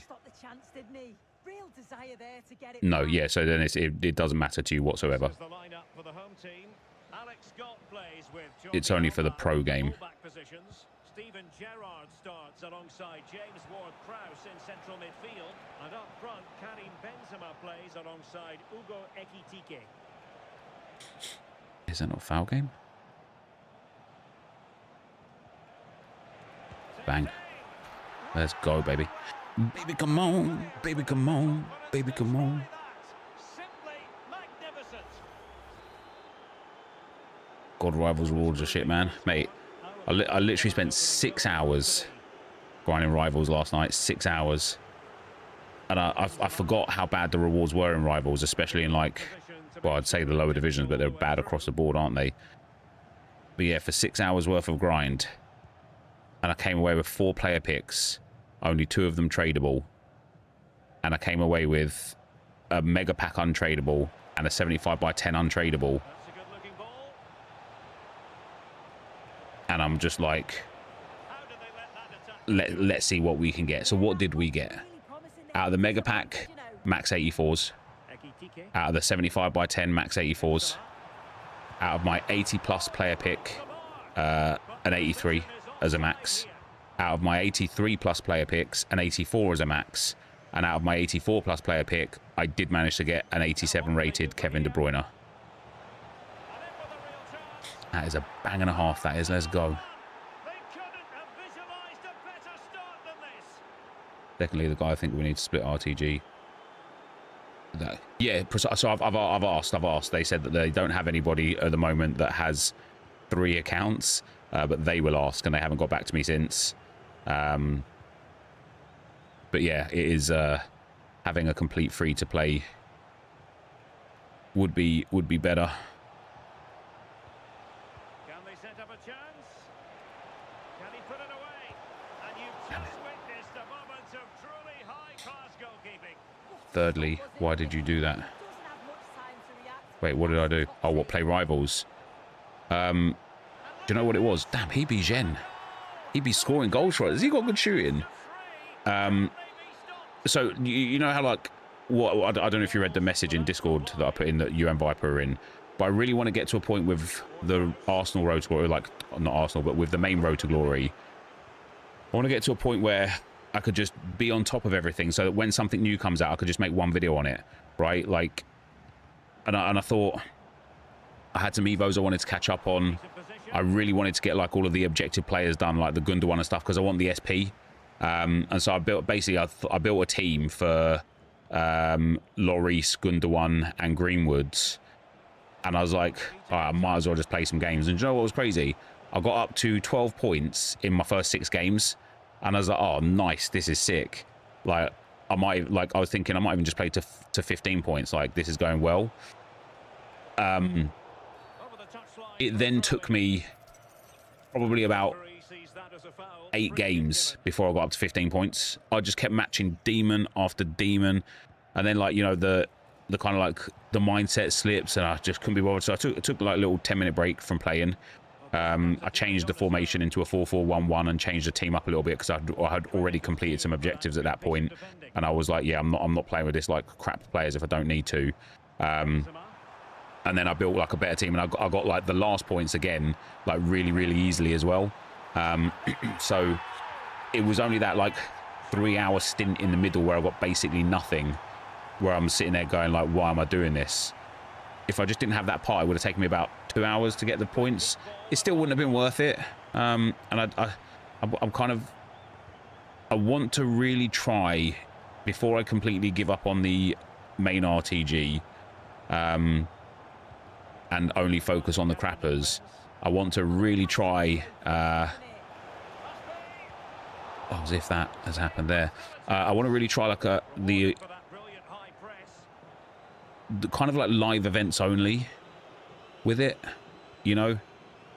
Gauntlets I really like. Tournaments I really like. The silver tournaments I really like. And like there's one thing for the crappers that I really like. Stand up, man. There's one thing for the crappers that I really like about like the what we do, but there's also like, you know, not having those kind of like silver star icons and stuff on this account, and not having some of the player SBCs and stuff on this account. Like it kind of just, there is still that element that I want. Mate, 3-0 up against this guy. I've tried to play him offside in that last attack as well, and honestly I switched into the player and he took a bloody age to just walk up the field. That's going to be another goal for this guy now, isn't it? Fuck's sakes. He's celebrating, guys. He's celebrating. But Nepe skipped it immediately. Okay.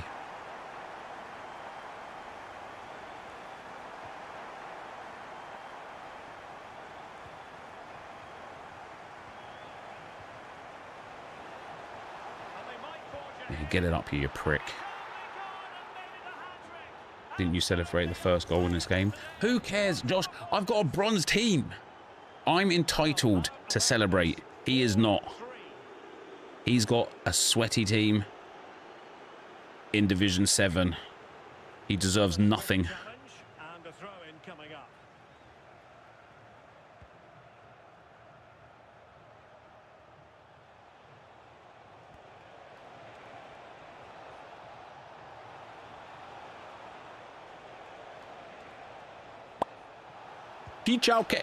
Let's go, baby. That rainbow flick, not to then volley it, but just that rainbow flick in general, so good, man. It's so good.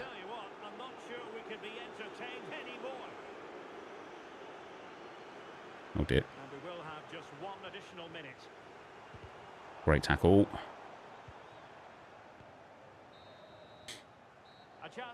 As long as you can acknowledge hypocrisy, I won't put it. I didn't even remember celebrating, to be fair. Do you know what? My first month in this game, I celebrated every single goal. And I really didn't care about celebrations until like there was like a string of days in the comments of the RTG where people are just like, oh my God, like for somebody who talks about celebrations, you sure do a lot, and like that sort of stuff. And I was like, guys, I haven't mentioned celebrations once this year. And I started getting like shamed for celebrating my goals even though I just had like kind of built it in that, yeah, whatever, celebration is just part of it.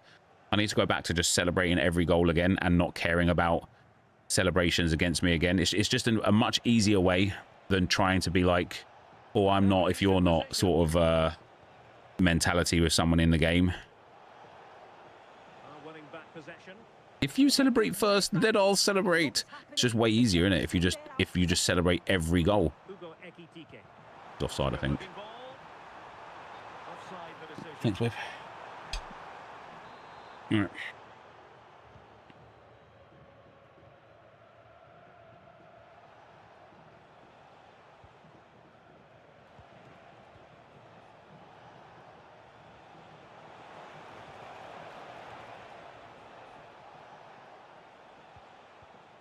Playing with patience. Bosh. Oh, what a save, Chevalier. Thoughts on Inventive Plus? Yes, it's a pretty terrible play style, isn't it? Foul ref. Timing was perfect. Ball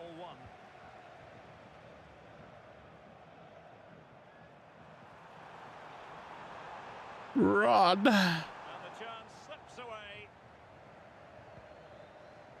Now will they pay for Right, this is everything that's wrong with the game, guys. In real life, right? In real life, Rodman would never outjump a man, right?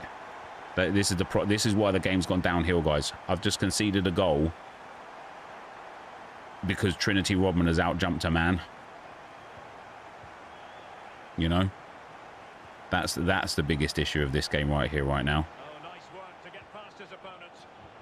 Okay, I've just tapped it. Everything wrong with it. I had a guy tweet me yesterday, Josh. It was like responding to a completely to something I had talked about that was to do with nothing to do with what he was talking about. But he responded to me going, "I can't believe you're bigging up these women SBCs. This is the problem with the game this year. My 13-year-old son would run rings around her." I mean, no, he wouldn't. You know, but also it's just about relativity, man. It's not that deep. It's not that deep. You could say the same about evolution shouldn't be in the game then, right? Because why should you be allowed to take a 45 rated bronze and make them into a 90+ rated card? Because in real life, they're well shit. So let's also get rid of Pele from the game and Eusebio, because we can't be having dead people in the game, can we? That's not real life. That's not that's not how it works. It's just, you know, can't be having those.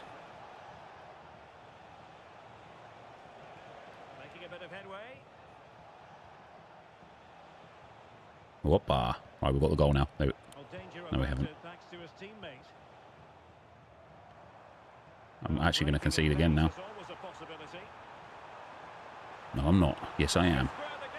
That's outrageous.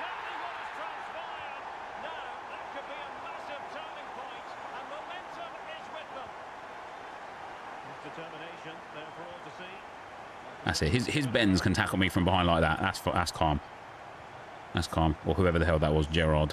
Because Gerard should be able to, well, even still from behind, maybe not, but. Well,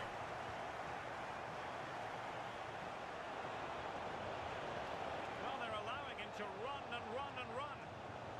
Oh, good challenge, but it's ended up being a corner. Women and men should be in 2 different game modes. Yeah, and I'm okay with that being a thought process, so long as you continue that thought process for players that are alive and players that are dead, having 2 different game modes. For players that are special cards and players that are regular golds, having 2 different game modes. For players that have got position change cards and players in their regular positions being 2 different game modes. As long as we have Evo players and non-Evo players being in 2 different game modes. So long as we apply that logic to everyone and every section of the game, then yes, I absolutely agree with you that women and men should have different game modes. But once you get to that point where you're happy with a dead goalkeeper having a striker card as part of it's a video game, but a woman being in the game as part of it's a video game, then there's a problem.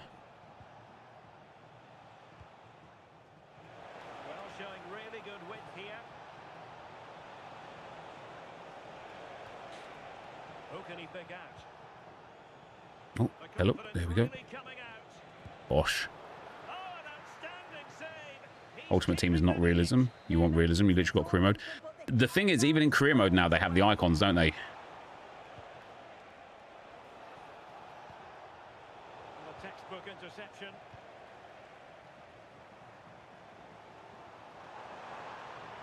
And playing it through. There's just no way he's got that ball through me. You said it was a problem yourself when Rodman jumped your defender. Guys, rock of the day goes to that guy right there. Well done on your prize, friend. You have won the award of the day.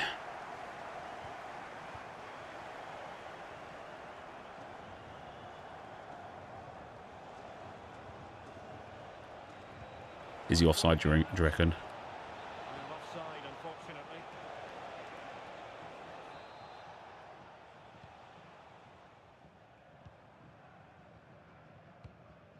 Steven Gerrard. On to Benzema. Chance maybe to use their counter-attacking ability to good effect. Here it is. Can they use it Last for moments of the their game. We've got a chance to win it. position? He saved it. Oh, fully stretched. And now a They corner. should just remove female cards. Yeah, and again, I agree with you. So long as you apply that logic the same everywhere, right? They should remove female cards. They should remove dead players. Let's go, baby. They should remove promos. They should remove position changes. They should remove evos as well. They should remove playing more than one game every 3 days. They should remove 6-minute halves and turn it to 45-minute halves. They should remove the ability of removing an injury with an injury card. They should remove that. You have to wait a literal time period. They should remove duplicate versions of players. There should only be one version of one player in every game. They should remove all of that. 100%. What else should they remove? They should remove rewards. Like real world teams don't get packs after they win tournaments. They get cash. So they should remove rewards, I reckon, because that's not real. That's not realistic at all.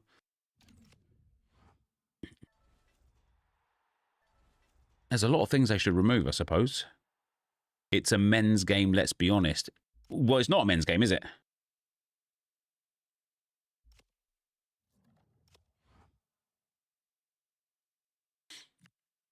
All right, Yu Zhao Wei. Up you go, friend. Yeah, remove XP and coins, 100%. Totally down for that. Totally down for that. Liu Ji Kang. Fair, I wouldn't mind getting cash for winning games. Yeah, but you've got running costs, so you've got to put in cash as well. Win 2, play 1 match whilst conceding 2 or less. Win 4. Damn, man.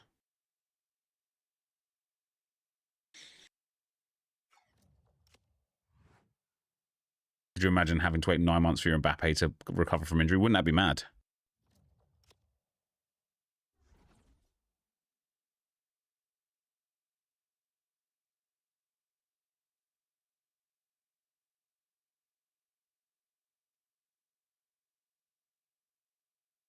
You can go down a dark hole with what should not be in this game. You absolutely can, yeah. Yeah, every card needs to be a 1 of 1. No promos.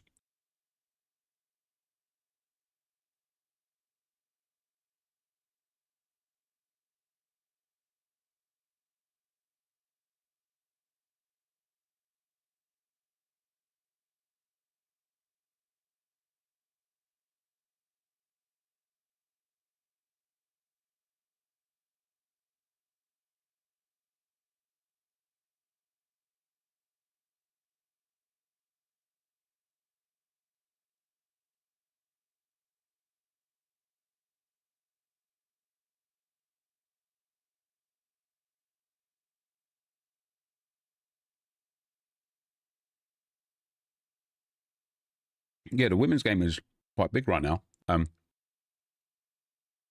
For example,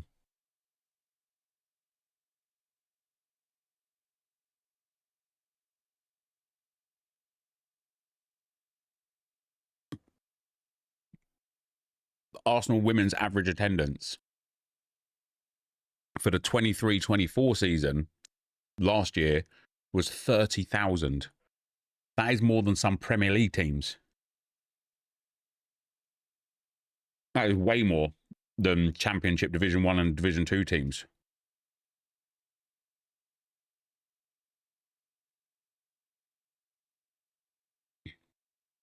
Well, mate, in soup, mate.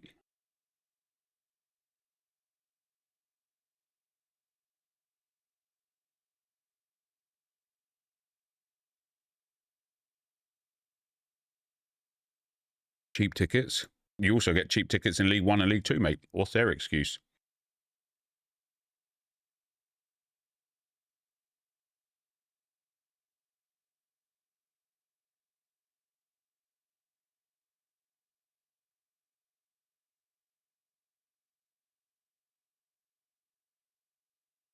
But they're living off the Arsenal name, not as though they're in an independent club.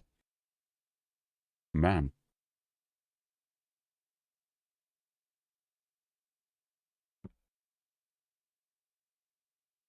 People find every excuse, don't they,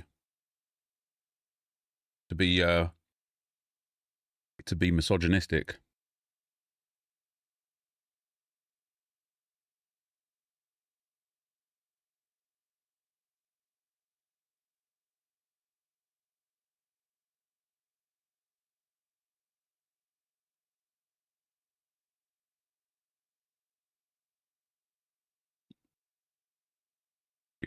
The club is independent. They just don't like.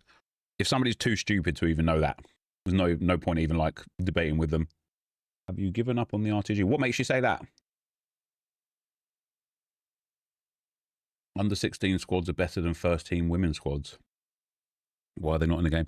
Other than one time, about 10 to 12 years ago, when the Australian national team lost to an under 13s team, what evidence have you got to suggest that that's true?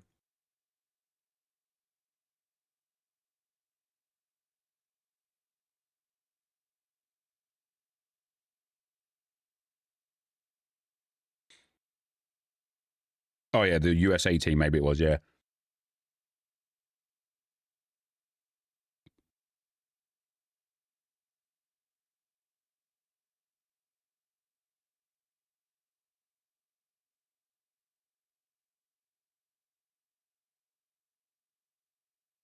Without the foundations that Arsenal created over 100 years ago, they wouldn't be where they are now. That's what I'm saying. Nothing to do with men or women.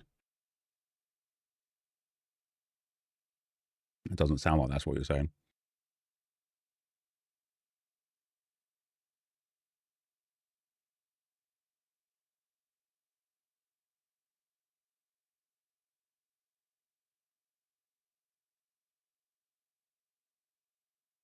Here's a great comment, guys, from Brett.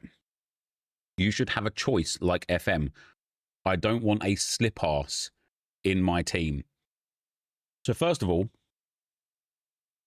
that's just incredibly toxic, isn't it? Go and tell your mum that that's what you just said about women and women's football. Have you got a sister or a cousin that might be like trying to break into a sport dominated by men that you're like, you're just going to say to them, don't even fucking bother, love.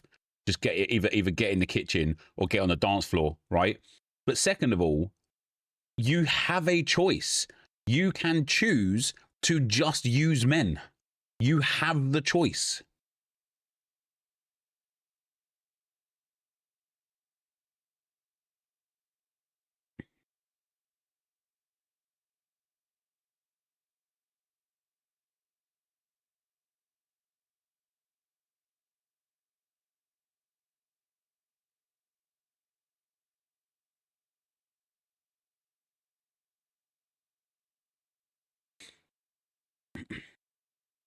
Nep is a feminist, no, lol. Or Nep's just not a fucking moron. That's what I said. I won't use a women. No, that's not what you said. What you said was, and I quote, you should have a choice like FM. I don't want a slip arse in my team. You didn't say I have a choice and I choose to use only the men. You said you should have a choice.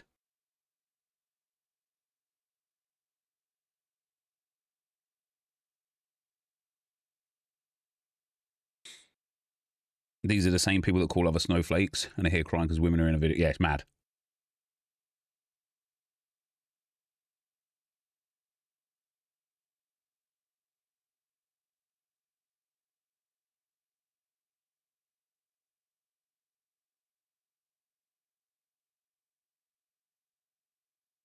Why has this been brought back up again? Well, it's because of me, basically. I saw something on my timeline a couple of days ago as some guy crying about the fact that his male cards are getting, like, bodied by female cards. And I just don't think that happens in this game anyway. Like, I think the game doesn't know different between men and women. It just sees, like, entity. And if one entity is stronger than the other, and you use the right tools like shielding or whatever, then the stronger entity will just win, right? Agree to disagree. No, there's no agreeing or disagreeing. I just quoted what you said and then called you out on it. And now you're like, agree to disagree. No, you're just an idiot. And then this guy here lost a header to Trinity Rodman. And internally, I had a little chuckle because I was like, that's what this guy was talking about that he gets frustrated with. But obviously, this guy deserves to lose a header because he has no stats, right? And so I mockingly said, this is what's wrong with this game. Like, Trinity Rodman winning a header against a man. That's unacceptable. But, yeah, I don't think it is unacceptable. I mean, to be fair, he's 6'2". He should just jump higher, but...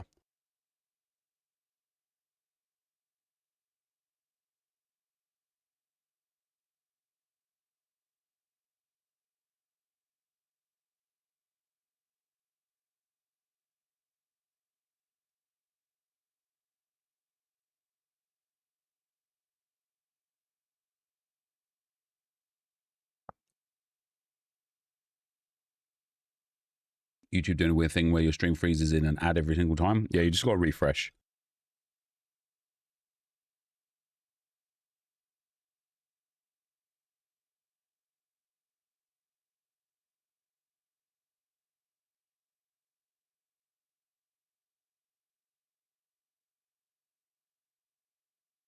Most women feel like Messi, though. That should not be the case. No, they don't.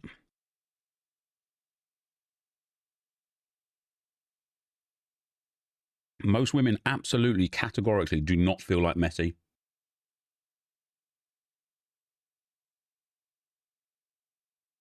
One of the easiest ways to know that's not true, by the way, is because how many times do you see Messi? Almost never.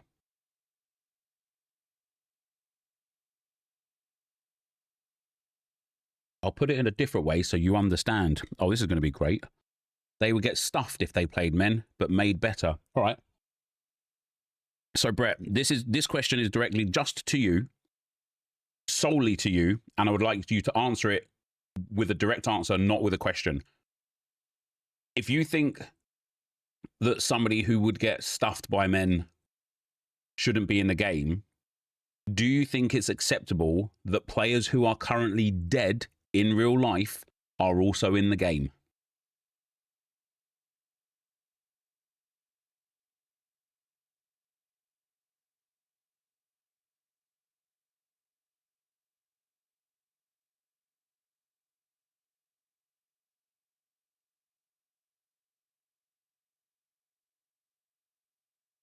Icons. Yeah, icons.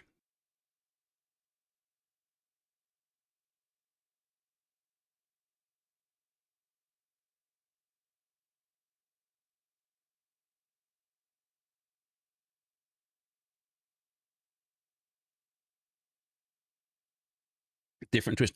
Answer the question directly.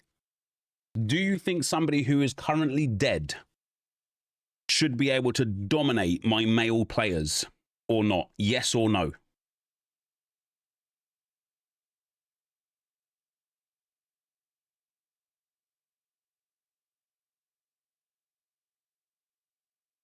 Okay, Bean, you've been banned once before. You begged to get unbanned, and now here you are again, being the same that you was before. So this will be the last time, and you will be gone.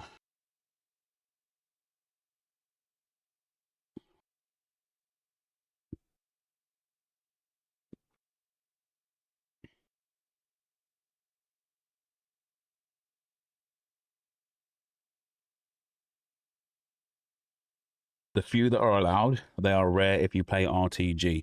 No, don't answer my question directly, Brett. Yes or no? Do you think players that are dead who would get stuffed by men should be in the game? Yes or no?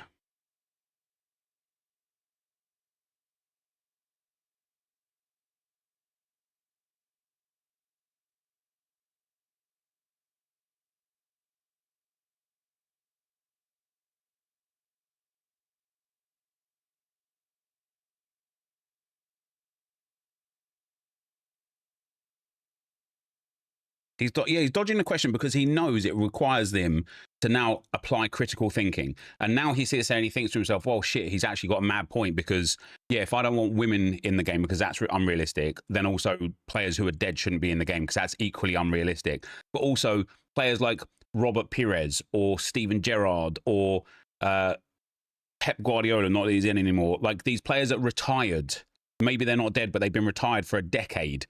20 years maybe, should they be in the game? Because they're big, fat and old now. They'd get stuffed by men as well. So should they be in the game?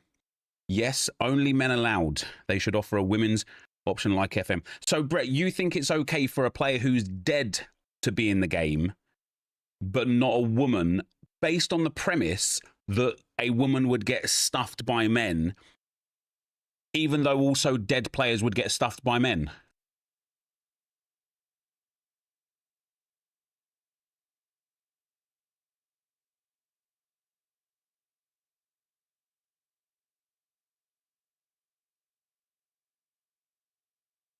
Hey, it's Pot Stirrer. What's up, brother?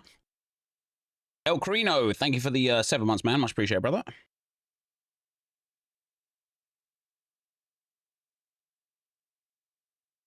I'm hearing a lot of stuff by men. Hey, his words, not mine. His words, not mine.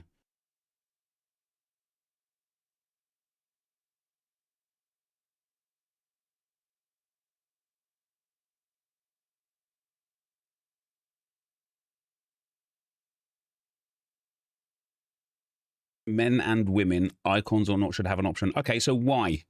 Why should you have an option for dead players but not for females?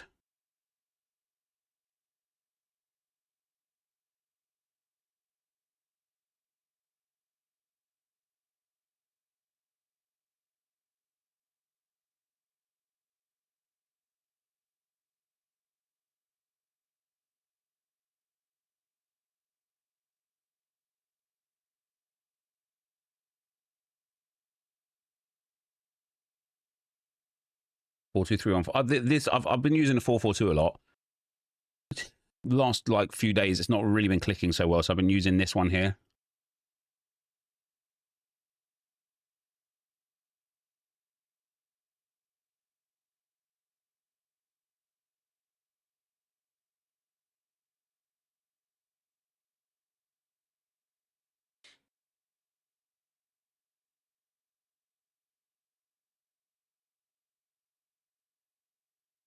When his Raider stream was back, yeah, tonight, probably about 9:30, 10 or so for Arc Raiders tonight.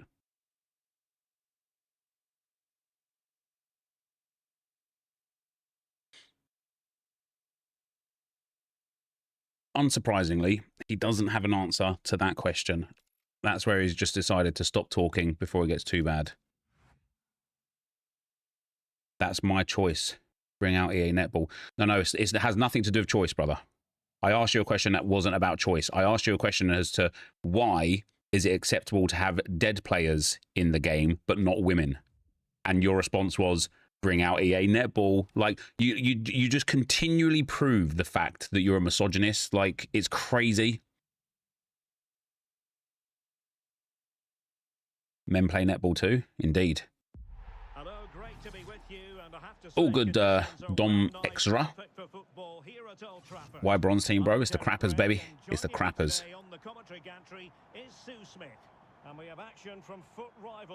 You'll be playing this match worked up now? What makes you think I'm worked up? Icons very rare if you spend no money. I mean, that's absolutely not true.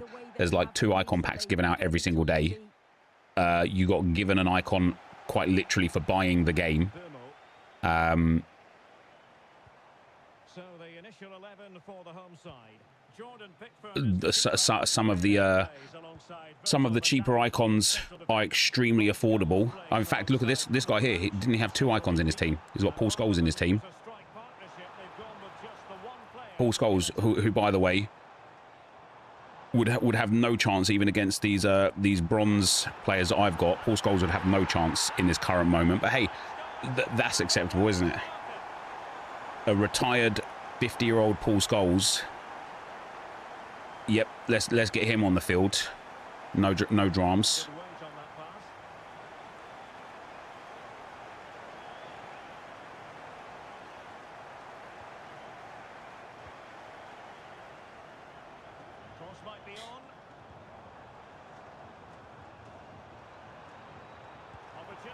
Damn, man. Damn. Like all the folder, you can't get your quote. Oh, I didn't say anything about folders, Brett. And the ball is moving again. 2-0 is how it stands.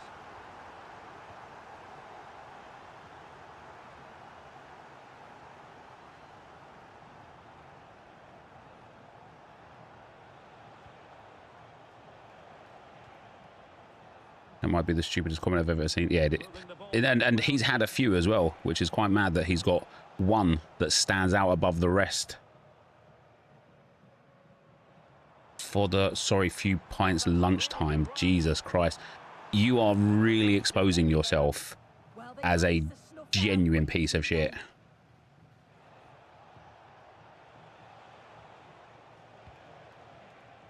Oh, could be an opportunity here. Possession one.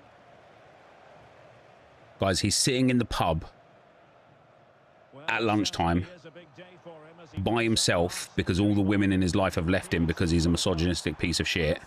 So he's sitting in a pub at lunchtime, getting pissed, just in a dark little corner, angrily typing on his phone, telling the world how EA should make netball instead of having football, women in football, but also having dead players in football is absolutely fine. Good through ball. Credit to them for winning it back.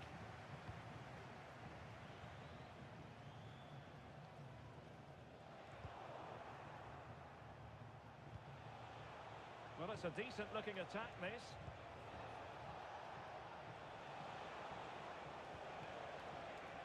Can he put it away? Oh, bad. Perfect tackle. Yeah, recovers so well there. Retired at 39, mate. Well, the defenders know they need to get Mate, tighter. honestly, if you're going to lie on the internet, you've at least got to make it believable. More than equal to it. I genuinely think this is DOS. It could be. Played over.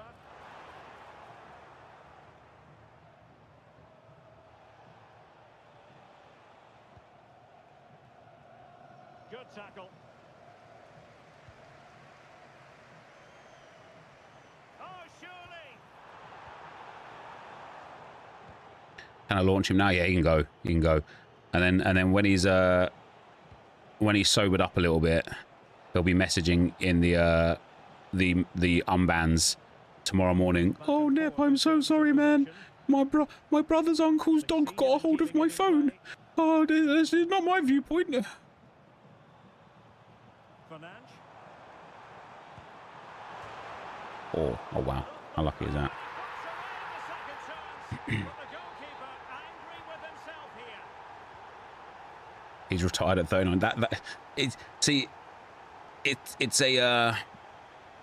It's a fun way to say jobless. Do you know what I mean? He's retired, but not by choice. Do you know what I mean? Just nobody wants to employ him. He's unemployable. Because when he goes to work, and the first thing he says when he walks in the office is, "Oi, what the fuck are these women doing in here? This is a male-driven industry, this is. Get the fuck out of here." He just gets fired straight away. And possibilities here.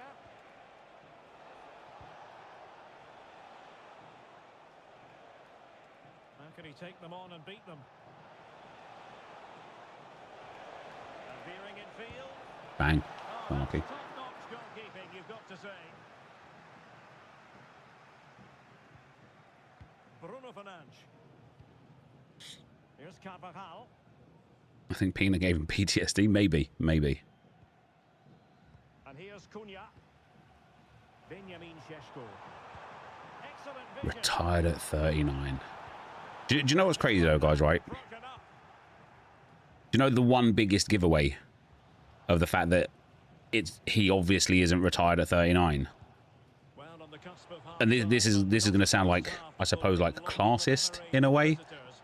But people that would be retired at 39 will just have a level of respect for people because they've been successful enough to know what, like, how hard it is to live life.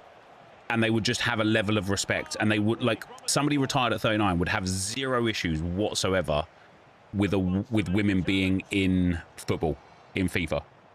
Yeah, exactly. If they had bad takes, they wouldn't share them because, like, you know, to be retired at 39, to be successful enough in your industry to the point where you're able to retire at 39, you'd need to be a people pleaser, right?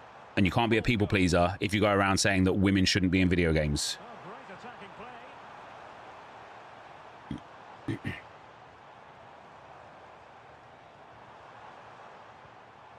Bruno Fernandes.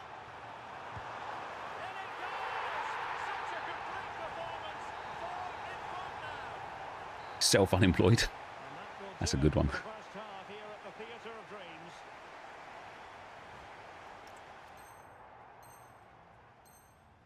I don't know about that. If you're retired at 39, you probably don't care about anything. I completely disagree. If you're retired at 39, you probably care about everything because you've now got the rest of your life ahead of you with no financial worries, to the point where you can work on passion projects, to the point where you can focus on things that you want to do for love rather than for money. Is this guy literally going to score like 100 goals and make this the longest game we've ever played? What division? 7 right now. He's driven in the corner. Oh, stopped it. Under pressure. Took a touch on the way through.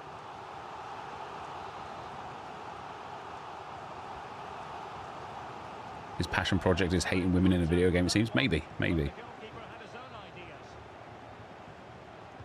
And over it comes.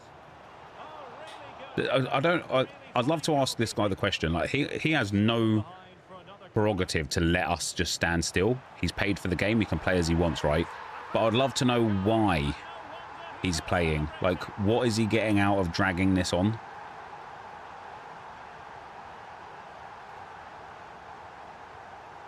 Why a 39-year-old hating women in games anyway? Yeah, I don't know, mate. It's mad. It's mad.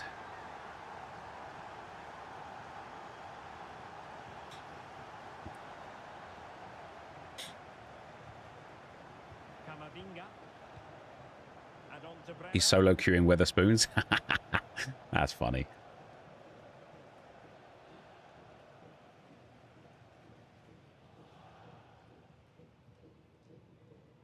Well, a bit of an unforced error, and it's going to be a throw. What is he doing, man?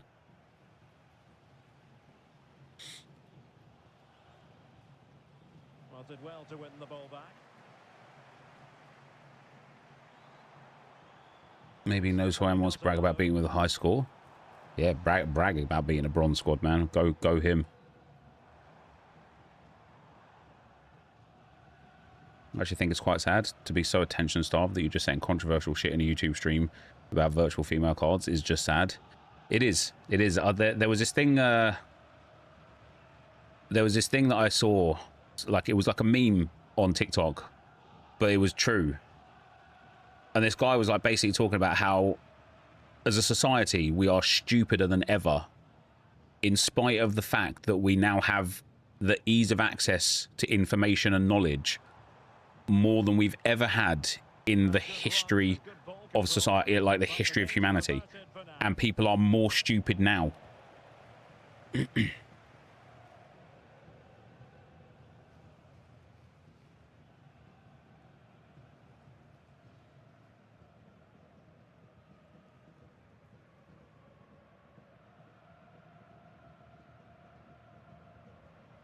ChatGPT is making kids stupid. They can't do anything. They just search answer in 2 seconds. I disagree that makes people stupid.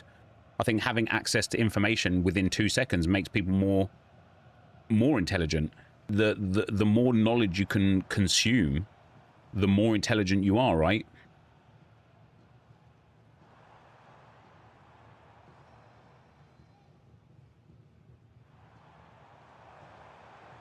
Well, that's not true. Wait, so the more knowledge you consume doesn't make you more intelligent. You think it makes you stupider, does it? The more you learn, the stupider you get. I'll pull my kids out of school right now. Then I'll keep those brains nice and smart. Swerve learning and becoming stupider. I think it's made us less independent. Dependency was overrated anyway, from a critical thinking perspective.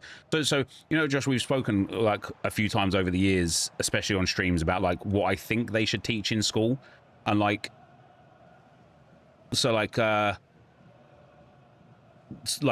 I went to the dentist a couple of weeks ago for just the dental hygienist, she had told me something about what, like brushing my teeth, and it was the first time I've ever heard it in my life as a 41-year-old man. And I said to her, like, why don't they teach this in school? Why don't they teach this in school? Like, how is it possible that I don't know this yet as a 41-year-old man? And she went off. I can't remember what it was. I can't remember. It was something so nominal as well, where it was like, yeah, that makes sense. Like, it was something so nominal. And I was just like, why don't they teach that? Like, I don't understand. And so she ended up like going off about how, yeah, they don't teach dental hygiene in school, right? Blah, blah, blah, blah, blah. And I was like, yeah, that's crazy.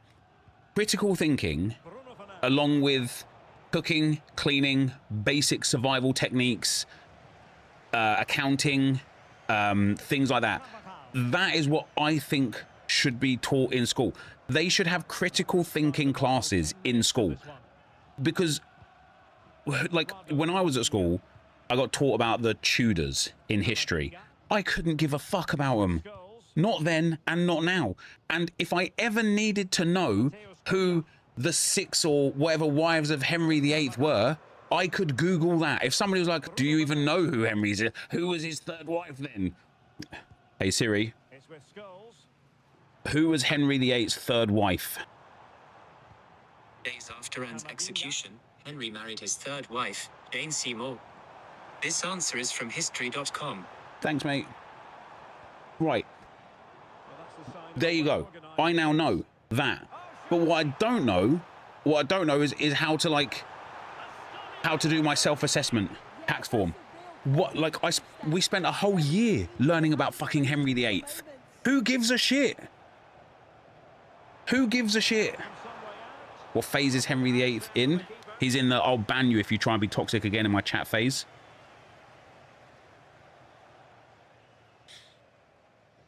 And that's where the notion of why we learn about history has been lost. It's not about recollection. It's about learning from it, how to not make the same mistakes, etc. Yeah, but that's not what they teach, is it? And like, I don't actually blame the teachers either, because the teachers want to teach. The teachers care about the kids.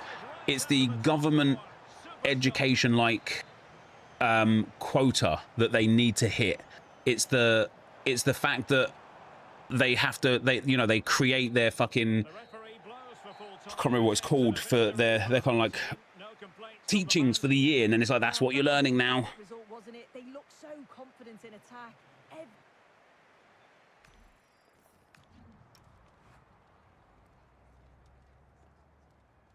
I teach at degree level, and increasingly students just want to be told the answer rather than analyzing information to form their own conclusions. Yeah, and that's why, like I say, like that's why I think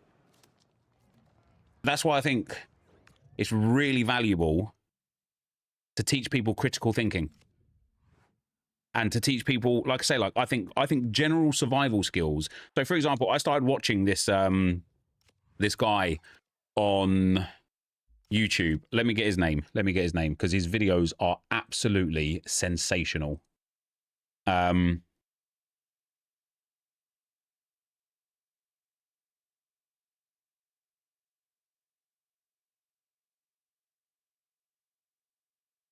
So his name's Xander Budnick. You guys ever watched him? Budnick. He has videos like 7 days solo survival on a shipwrecked island, no food, water, or shelter, right? And I watch him with my son because my son loves this type of video, right? And so we watched it together. And about 3 or 4 minutes into his first video that I watched is him drinking. He found a bottle of water washed up on this island and started drinking out of it. And I'm thinking, I'd rather die, I reckon. And then he just explains that, oh, guys, like there might be some microplastics in this water because it's been in a plastic bottle, but the heat from the sun would have sterilized the water, so it's completely safe to drink. Now I know. So now, if ever there's a situation, I hope it never happens, mind you, but if ever there's a situation where I'm needing survival tips and stuff, I now know that so long as it's hot, if you live in a cold country, you're screwed. I suppose you could just melt some ice or whatever. But it's like I can drink the water out of these bottles that will wash up because it's sterilized by the sun, by the UV rays in the sun. So that's amazing to know. And I don't know why we don't teach more of that sort of thing for people, where it's like how to be self-sufficient with nothing is like probably the most valuable thing you could ever teach someone ever, because they can. It reminds me of like Ultimate Team at the start, or Minecraft when you first start, or whatever. Like building something from nothing. Just like it, as a human, as a human race, if we can constantly have the knowledge to build something from nothing, you will just live a great life, right? You will live your best life if you can continually build something from nothing. And so that's why I think like things like survival skills, cooking, cleaning, laundry, things like that. That's why I think things like that should be the focus point of teaching children specifically. Maybe not once they get into that teenage years where they've kind of fallen in love with something and they want to learn more about it and be educated about it. But there's no point teaching my daughter a few years ago was learning about the Jurassic Coast, and the Jurassic Coast is quite close to where we live, and people still find fossils there all the time and stuff. She fucking hated it. You could see she was just so disinterested in it. And we went down to the Jurassic Coast and we went to the beach and we searched for some fossils, and we went into this museum, and she's just walking around not giving a shit. She'd look at it and go, oh, that's pretty sick, innit? And then walk on to the next thing. And I sit there and as I'm going through there, walking around with my family, I'm saying to my wife, I don't know why she's learning this. She's not getting anything out of this. And it is all about just like what Josh said before, about being able to recollect what has been taught to her so she can pass her test. But what has she actually learned? Nothing. Nothing whatsoever.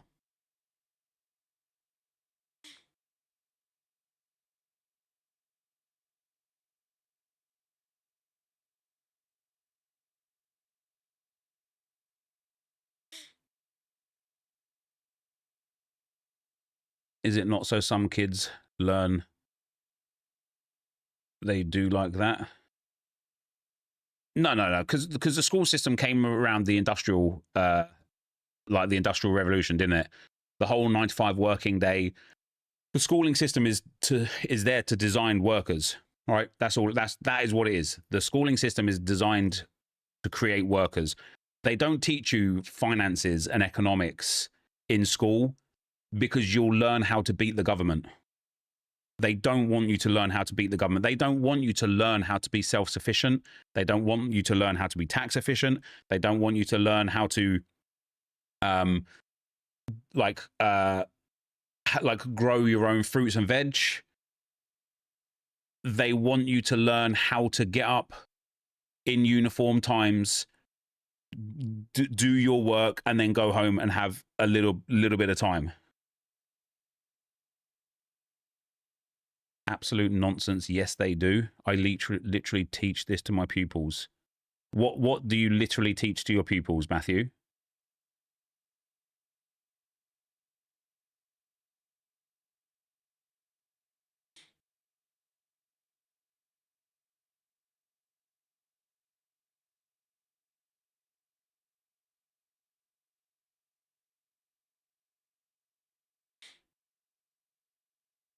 You study for a test, then forget all the info and begin memorizing for the next test, rinse and repeat. Yeah, and that's what people do.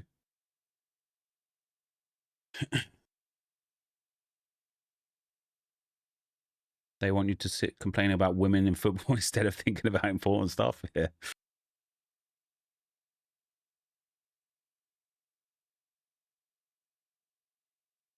Am I going to use the points on crappers? Yeah, for the season pass. For the season pass.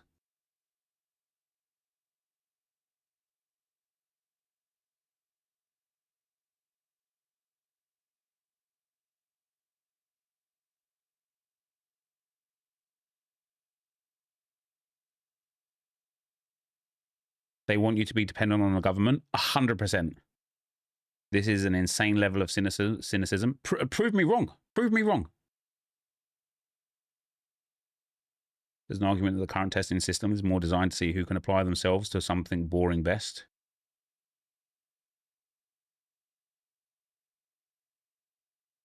How do I decide what player to evo? Some of them are standouts and obvious, and some of them are more just on like gut instinct and feeling. Finance, life skills, hygiene, critical thinking, cooking, etc. Schools have changed massively even since I've been a teacher. Ofsted framework now include the inclusion and personal skills. I have 3 children in different age groups at different schools, 2 in like primary school and 1 in middle school. And none of the, like, they get teach some cooking. My daughter now does, this year is her first cooking, but none of them get taught finance, life skills, hygiene, or critical thinking.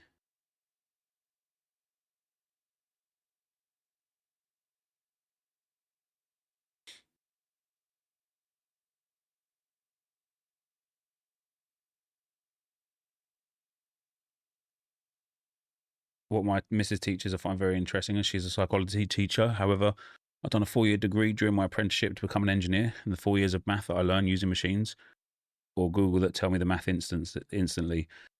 I think maths, English, and science, a basic understanding of like literally how to apply yourself.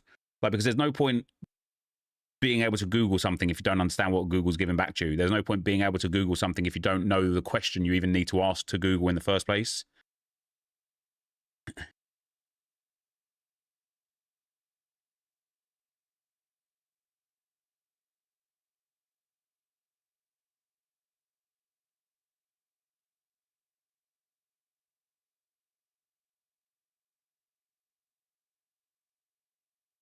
Crazy how many billionaires dropped out of school and use their own initiative. Yeah, you won't, like, the thing is, using edge cases, like, because you'll find some billionaires that went to school and excelled at school and went to like high level universities and stuff and then still became super successful. Like, using the extremes to define the norm isn't it, like, I just don't think makes sense. I don't think it's worth doing.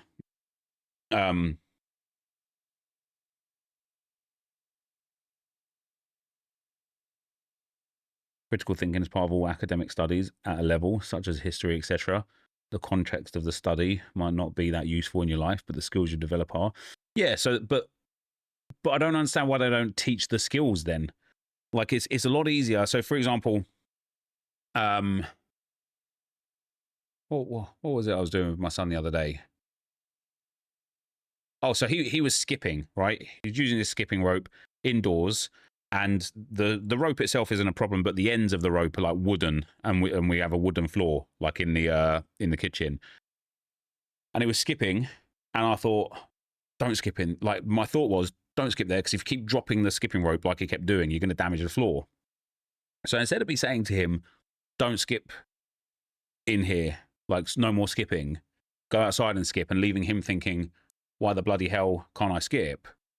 What I said to him instead was, what might happen if you continually drop the skipping rope indoors while skipping? And he had a thought about it, and he thought, I could hurt myself. It could fly off and hit the bar. It could break the table. It could damage the floor. And I was like, yeah. I said, where's a better place for you to go skipping then? Oh, outside. It was a bit cold outside. Doesn't want to go out there. No problem at all. The living room. Yeah, perfect. Way less damageable stuff. A carpet on the floor. Not a problem at all. It's that critical thinking that it gave him, that to make, instead of me telling him this is bad and him thinking, I don't understand why it was bad, I'm just told that it's bad, I had him think about why it was, what it could be a problem with and why it's a problem. And now he applies that quite a lot himself in the things that he does all the time. And it's good to see. And it's like, I don't know how I don't know how schools do it now. Obviously, I'm not in school, and even though my kids are in school, I'm not in the classes with them. But I feel like this is the way things should be taught, right? Literally make people think for themselves, because that will educate them more than regurgitating some data about geography, about what are all the capital cities of in Europe's main 7 countries. All right, so now I need to fucking know Europe's main 7 countries, what the capital cities are. Let me just write this down, find a fun way to memorize it. Boom, I know it. Okay, but are you smarter for it? Maybe not. Maybe that's where I suppose the whole knowledge isn't intelligence, but we do this in abundance. I just don't believe you, Matthew. Even if you are a teacher or not, I just don't believe you. And the reason why I don't believe you is because I have 3 children in school. And not only does that not happen for them, it is impossible for a single teacher in a 20 or 30 person class to give that level of care and attention to each individual pupil. It's impossible. Whilst also trying to teach the curriculum that you would have, there is not enough time in the day, in the class, or in the hour that you've got with those children to communicate with them like that.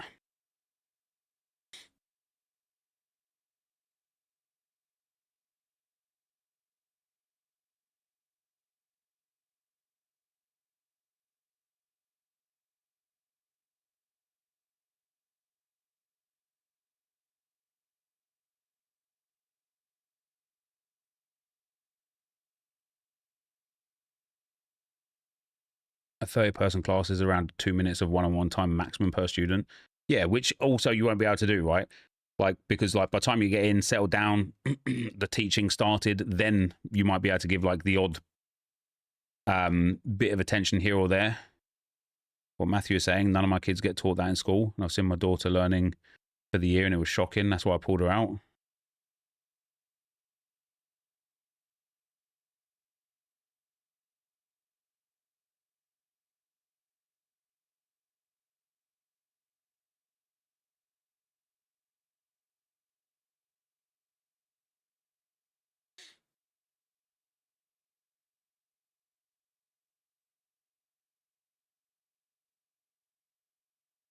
Tino, thank you for the 37 months, man. Much appreciated. And Andrex, thanks for gifting out a community sub as well, brother. I appreciate that, man. Finance and nutrition is very lacking. Yeah, so like I said, like my daughter does learn cooking in school. So Jordan says that, to be fair, I was a little shit at school. That's the other thing, isn't it? How do you teach kids that just don't want to learn? Whatever it may be, whether it's like regurgitation of facts or whether it's critical thinking skills or whether it's life skills, how do you teach 7-year-olds, 8-year-olds, 9-year-olds that are more interested in picking their nose and like, you know, digging in the dirt? How do you teach them?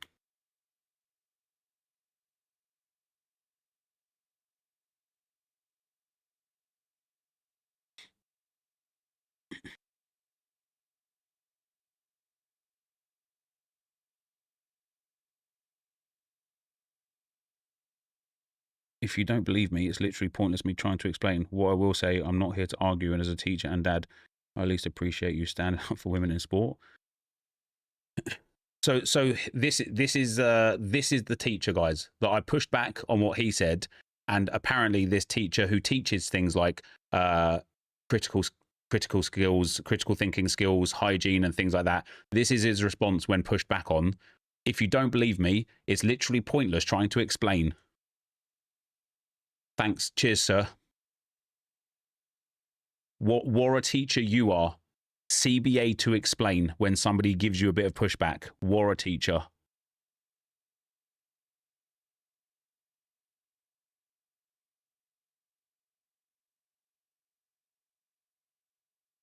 Read it again. Okay, I will read it literally word for word.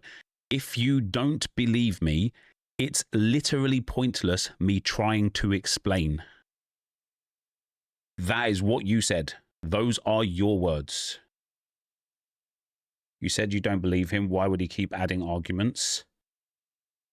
Well, because he could, like, because if he's a teacher and he believes in what he's saying, and if what, because what I said was I don't believe you, and here's why. And instead of him contesting the here's why, he said, don't believe me, it's pointless trying to explain. My point was, I don't believe you because it's impossible for you to give that level of detailed attention to 20 or 30 children in such a short space of time whilst also trying to teach a curriculum. And instead of him saying, well, actually, you're right, but here's where it goes wrong, or actually, you're wrong and here's why, he just said, well, if you don't believe me, no point even trying to say it. How is that helpful whatsoever?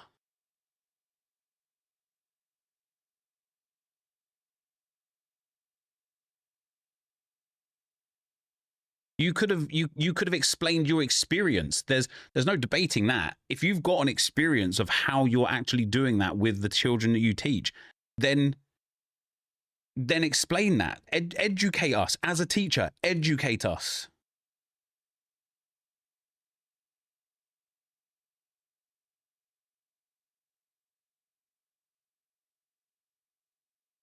Be fair, I'm surprised the teacher is watching you, Nep. They've got to learn from somewhere, mate. I did do that. I said I was a pastoral lead. What does that entail?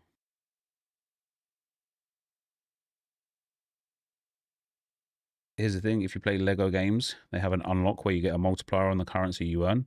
It's expensive, but they also stack. That does way more to explain interest in investing than anything I ever learned in school.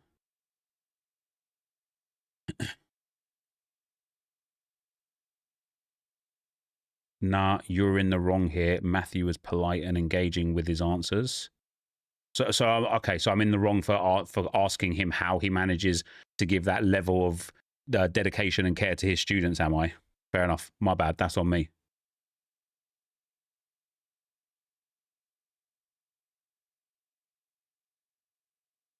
Yeah, my kids aren't on Roblox anymore, Benny. I saw way too many things over the last few months about like nonsense within Roblox.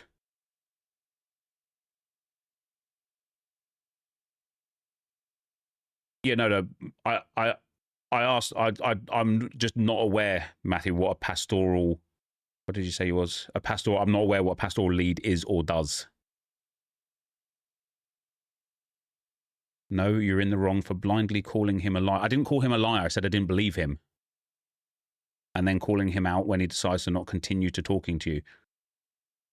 No, I didn't call him out. It's because if he has the answers, why not give them? Right? Why not give them? My point was, this is how I wish school was.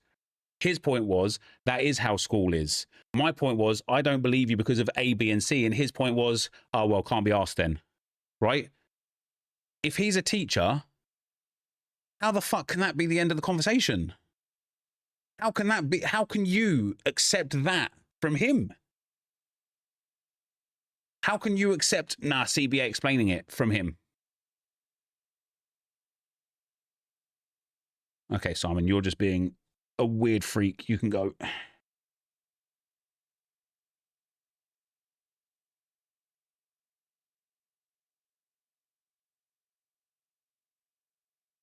I support people with SEND, behavioral issues, and mental health issues.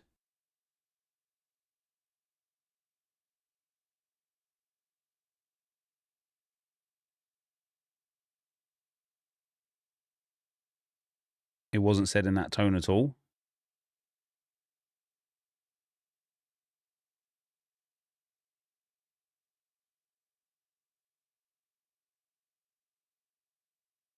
Schools are about streamlining pupils to the next level.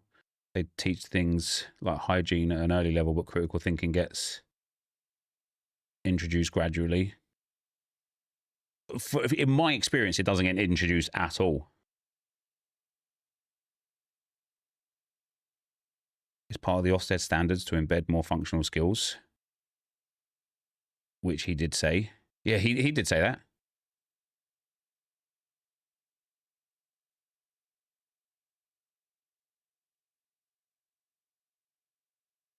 You undermined him to be fair. So me questioning him because he give an answer that just was a non-answer is me undermining him, is it?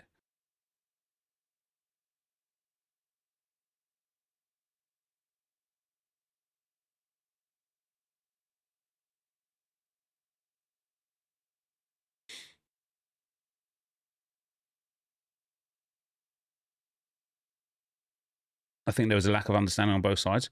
Yeah, but that's why I'm asking for more answers, Josh. I literally don't understand. Like, I want him to tell me how. How is it he can be... Like, so he gave the impression that he's a teacher and that he teaches his students things like critical skills thinking, like hygiene, like basic survival things and finance education, right? That's what he said. I pushed back with that and said, I don't believe you because I don't think there's enough time in a class to teach that to students whilst teaching the curriculum.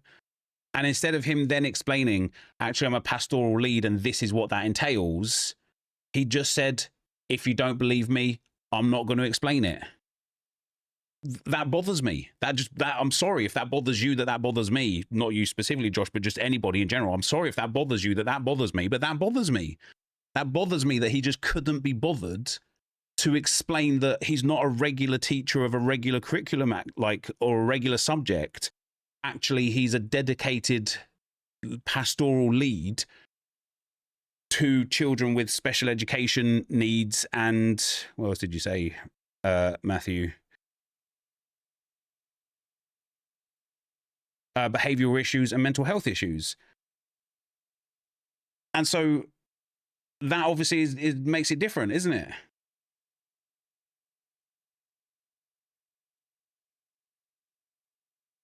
Does it bother me? Bothers me.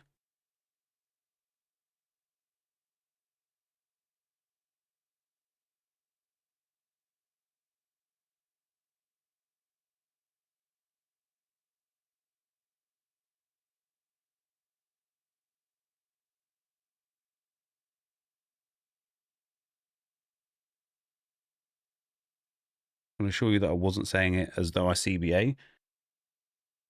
It's my life.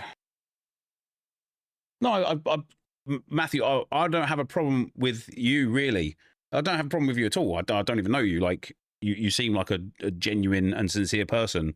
Not that you need my approval to be genuine and sincere. I have a problem with the people who are arguing your case for you because I think they're wrong. I think they are. I think them.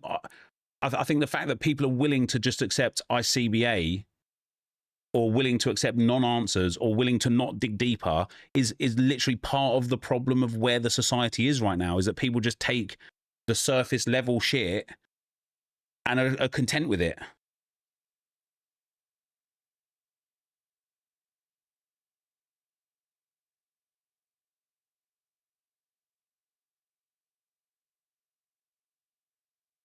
Why is he even asking such a thing? Oh, we're like so far down the rabbit hole of how we got here that it all stemmed from a misogynistic piece of crap talking about how women shouldn't be in FIFA.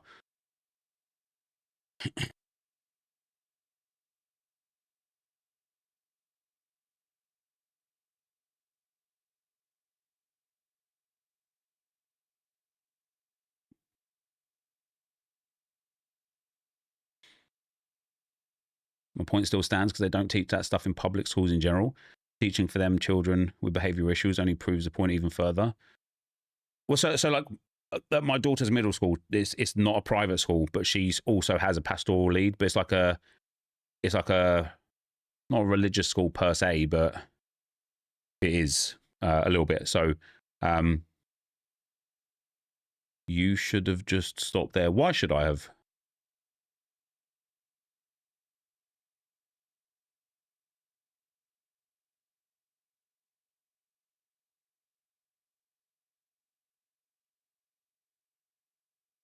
I also think that people like Matthew, who do things like pastoral leads and that kind of give more care and attention to like special education needs children and such, people like that in schools are few and far between. Few and far between. Like for me, for example, my sons in primary school, both of them, they have like a reading corner. They don't have like sensory rooms. They don't have they do have like extra support teachers for children that are struggling, but they don't have like dedication to it.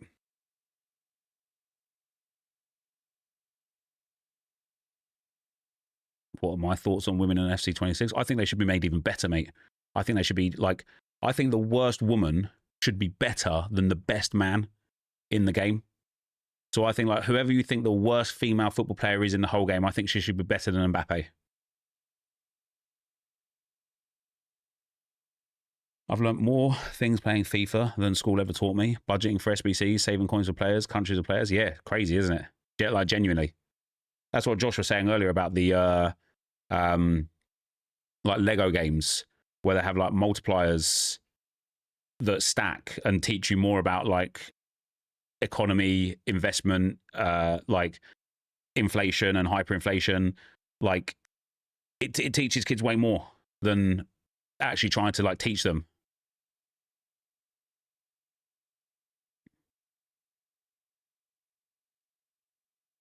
What did Matthew say? Oh no, you like I said, Matthew, you're good, man. Like I'd like apologies on my side as well if I made you feel a certain type of way. I wasn't trying to create drama by just saying I don't believe you. It was more about the why I didn't believe you. I should have just said, I should have just phrased it differently. Instead of saying I don't believe you and here's why, I should have said, how is that possible when, and led with that. But no, you're absolutely calm, man.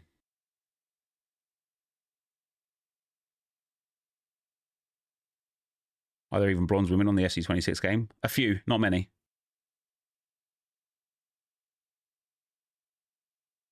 Not many. They do teach all of that, but you have to be chosen to study business, economics. Yeah, that at that time though, I think it's like too late. I guess not too late, but it's like I say, like I don't know. I think for my children, I would like them to be taught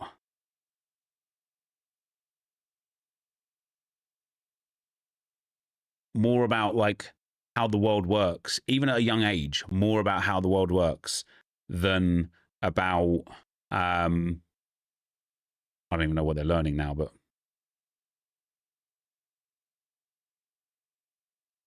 whatever crap that they're never going to remember in 3 months' time. What's the like? There's lessons there's lessons within the lessons, right? I suppose, and that's where they learn the things that they're learning. But yeah, even like my children now, like, you know, they're in classes for like 20 people. That's like for one teacher and maybe a supply teacher or a kind of like a subordinate teacher or whatever.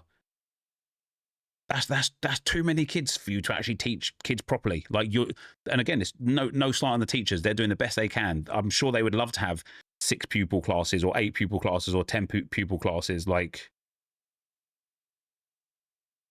math is full of crap you never use. See, guys, this is what I mean about the problem with the schooling system. People say dumb shit like maths is full of crap you never use. We used to have 30 plus in my class was like 32 people when I went to school, yeah.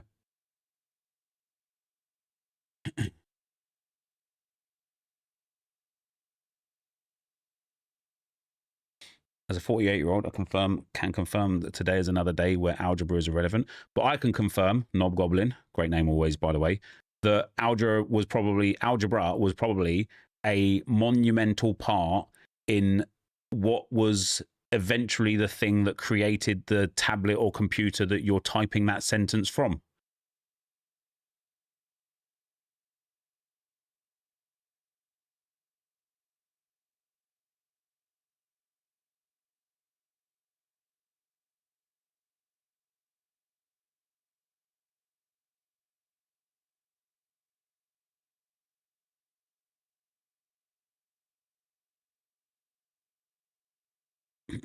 Algebra, like numbers are like the kind of like foundation of quite literally everything, right? Like math is like Math is probably the single most important thing you could learn. No, but okay.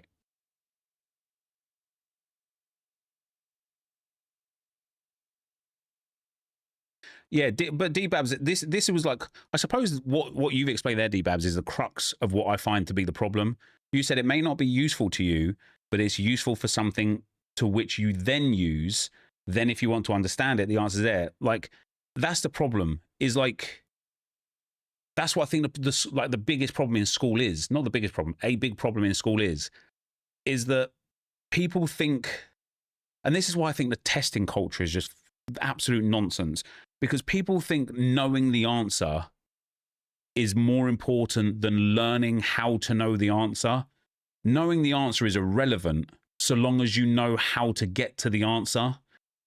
That's what will drive you further on in life, right? Like, that's what will like create you in your industry, whatever you want to do, whatever you want to do in life. Learning the kind of like theory of how it works is far, far, far more important.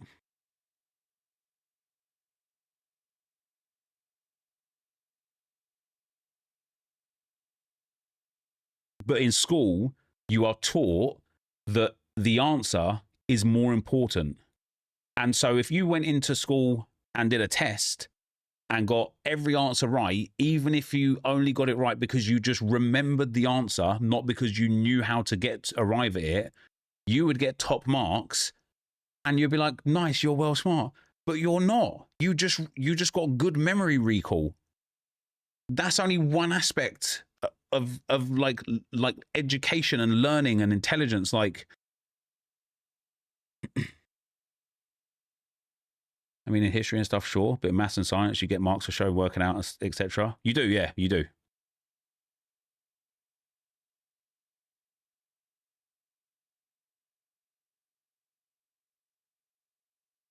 So sometimes, anyway, like so again, my daughter has this thing that she has to do like 3 times a week. It's online, so I sit here and do it with her, and it's like 25 maths questions, like she has to do 3 times each week, and some of them say show working, and some of them don't. And like on some of them, she just puts in the answer. I'm like, how do you know it's that? She's like, oh, I just remembered it from like the textbook that we did today. And I'm like, well, so you don't. How do you get to the answer? She's like, I don't know. Like, I could do it, but I just know what the answer is. I'm like, oh, great. Like, I mean, it kind of is great because she's got good memory recall, I suppose, in that regard. But also at the same time, like, I don't want her to just know the answer. I want her to know why she knows the answer. Some of them, like, she has to show working, but that typically tends to be. Now, she's only 10 years old, so it might change as she gets a bit older. Some of them that ask her to show working are typically things where she would kind of anyway need a bit of pen and paper to kind of like write some stuff down with like expanded multiplication or expanded division and things like that, where it actually just makes it easier to like write some stuff down to kind of like bank it or whatever. In those situations, I think even if it didn't say show working, she would probably still write some things down anyway. I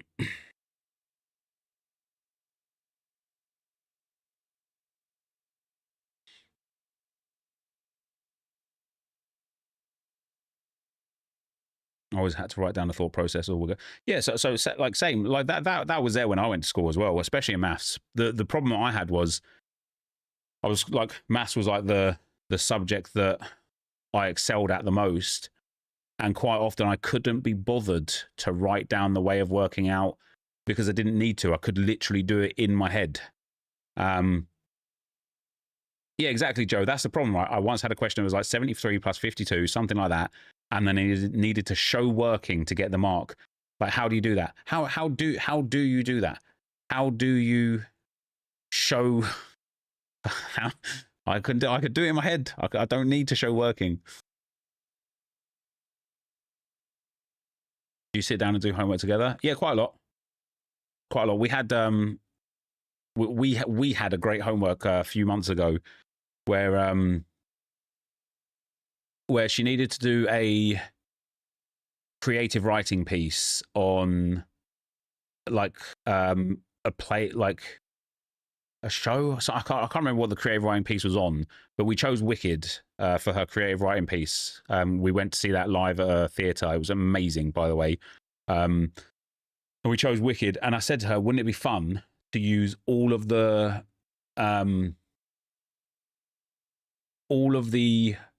Wicked song titles in the piece? And so like she did like 99% of it, but I helped here and there, like to like make it kind of actually like be readable. But she used all of the Wicked lines, all of the Wicked song titles in her piece. And she got like special, like, you know, it doesn't mean anything. It's not like on award or anything, but she got this thing called special praise at school for it, which was awesome. And it was just one of those things where it's like, if I didn't do the homework with her, she might have just written about Wicked anyway. She might have done like, you know, but it was nice to have that kind of like, you know, I kind of gave her some critical thinking. I kind of gave her some kind of like creative thinking. And it was just like, it was nice to see her get like recognition at school for it as well, because it was quite brilliant.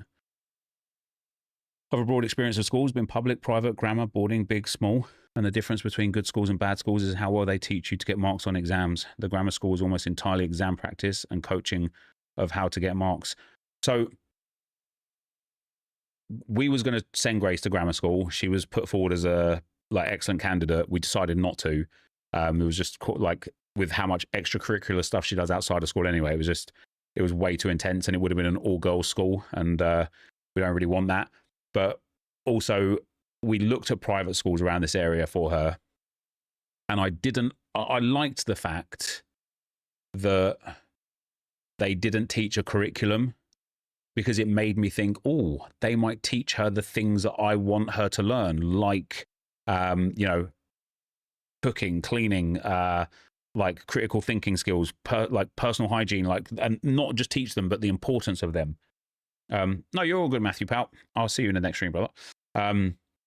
The more we did a bit of research about private schools in general, not the particular ones that we were looking at, but the more we were like, the more we were looking into private schools in general, they literally they test you, and then the things that you don't succeed in the test, they will teach you to learn how to get right, so that they'll test you again to make sure that you get the questions right, so that as a private school, they can show that they got top marks and things like that to continually get people to come in and pay their extortionate fees, and that they can keep profiting as a private school.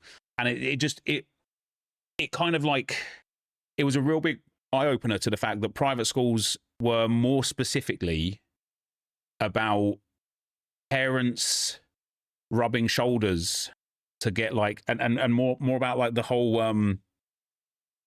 kind of Freemason style, like, you know, oh, later on in life, these people will be able to help you because, you know, oh, you went to that private school. Oh yeah, you've got the job now instead of this person. Like, yeah, it's about social ladder. It's about who you know, not what you know. Like, it was really disappointing to learn that private schools weren't really about education. It was a bit shit. If I'm being frank, the private school I went to was comfortably the worst one I went to. You should see the mental school I went to for 2 years. What did you do there for 2 years? But yeah, so to the person that asked what grammar school is effectively like, from what I understand of it, is like a higher learning school. So my daughter's in year 7 now. She passed her test to go to grammar school, but we just chose not to because, yeah, like, it's just a lot. It's just like, it's basically for like higher education children, I guess, like children that are like exceeding at their current level.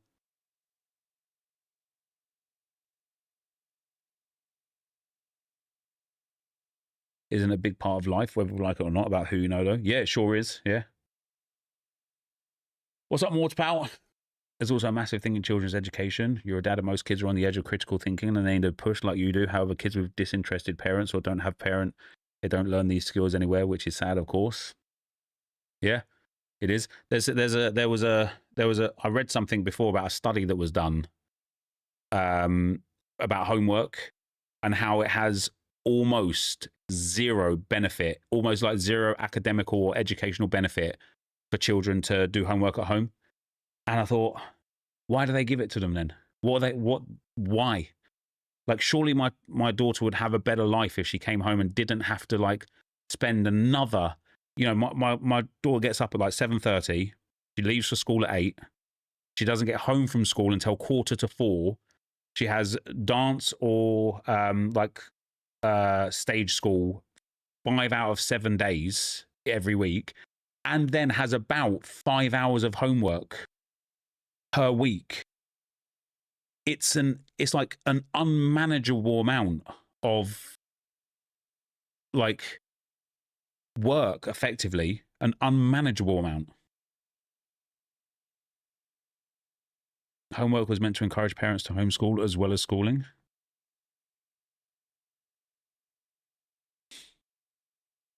What do I make of all boys and all girls schools? I don't make anything of them. I've never been to all boys or all girls.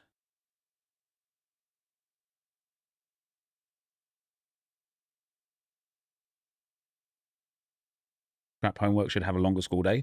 So on the contrary, actually, again, like, so there's a lot of like, there's a lot of new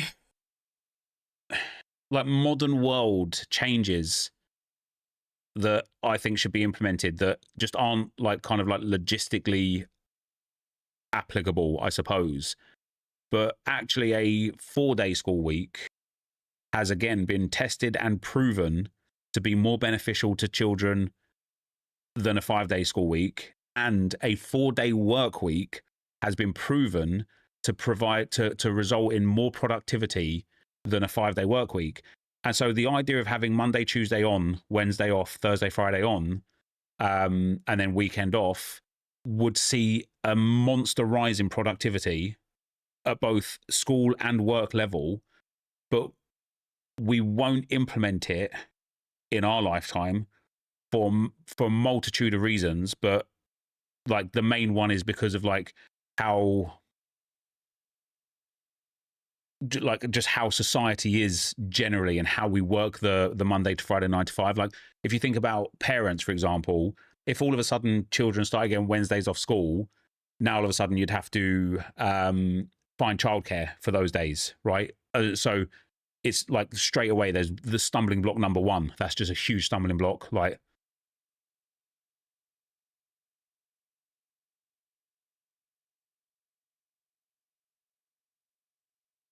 I work 3 days from home and I function so much better because I don't have to do the traffic every day.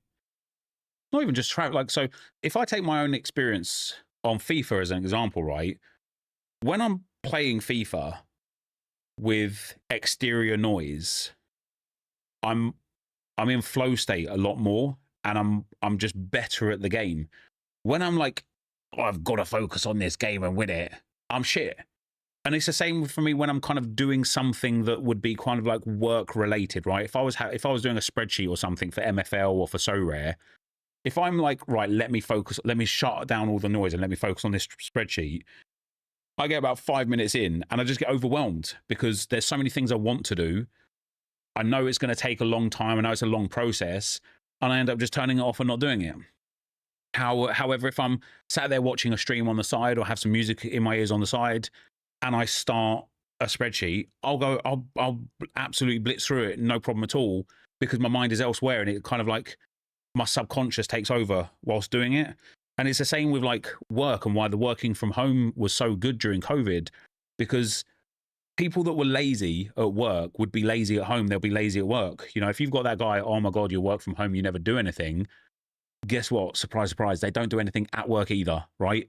They do the bare minimum to just get by.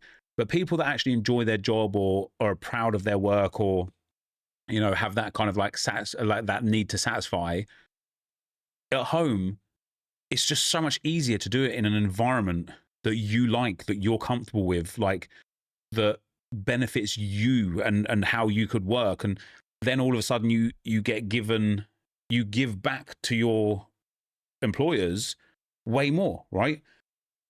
The 4-day work week is brilliant for that as well, because like if you think about like let's ignore the 4-day schooling system for a second and entertain the 4-day work week, right? Imagine you got to work Monday, Tuesday, Thursday, Friday, 9 till 5, and got Wednesdays off now and your weekends off, right? Instead of working Monday to Friday, you get paid the same. So even though you've lost a day, you know, you're a day extra off work, you get paid the same. The things that you're able to do on that Wednesday is run errands, doctor's appointments, hospital visits, dentist appointments, any other kind of like health things to take care of. You could implement more fitness into that day. You could sleep in that day, right? All of a sudden, by having this day off, you could do your banking, your washing, your housework. All of a sudden, having that one day where you can kind of do all the things that you really squeeze in to the few hours that you get after work every day would then free you mentally to go to work on the Thursday and think, nice, let me just smash my workout. And then if you know you have your Saturday and Sunday off, now all of a sudden you go to work on Monday and you think, oh man, another week of this shit. If, however, you only had to work Monday and Tuesday and then you got Wednesday off, how much more would you be like, sick, man? Like this, how sick is this? Let me just go work Monday and Tuesday. I've got Wednesday off again. Boom. So you don't get that exhaustion from like, oh, I've got to get up early again. Oh my God, I've got to travel all the way. I've got to do it all again for a whole week. And then you're recovering from that exhaustion over the weekend to just do it all over again. Whereas if you had a 4-day work week, you wouldn't be exhausted because you'd have that break in the middle of the week, not just physically, but mentally as well. And it is so impactful.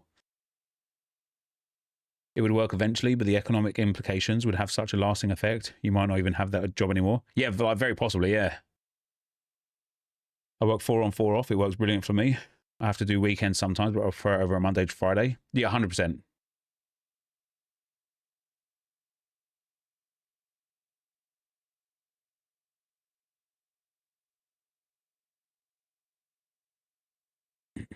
I think for that to work, there will need to be less annual leave because it's a pain to get people in meetings. But you wouldn't need as much annual leave. Do you know what I mean? People would take less liberties, and that's why it's been proven to be impactful. That's what, like, literally studies across multiple industries in multiple countries have all had increase in productivity by a 4-day work week because of things like people would take less annual leave because they wouldn't feel like they need, like, you know, I remember when I have like a friend and he was taking annual leave from the company he worked at, and he would save his annual leave, but he wouldn't take it over a bulk of time. He'd take it really, really like explicitly. Like, you know, what is it like? Is it May when we have like a bank holiday Monday, or is it for like for Easter? You have like Easter Friday, but then there's also a bank holiday Monday, and then there's like another bank holiday. And so he takes like 1 or 2 kind of annual leave days here or there that gives him like 2 weeks off. And it's like, damn, you've just had a few days of your annual leave, yet you've taken 2 weeks off. And then during the Christmas period and stuff, you know, like, especially like, let's say if Christmas falls on a Wednesday, right? Typically Christmas Eve would be a non-working day, but let's say it is a working day. Wednesday is a working day.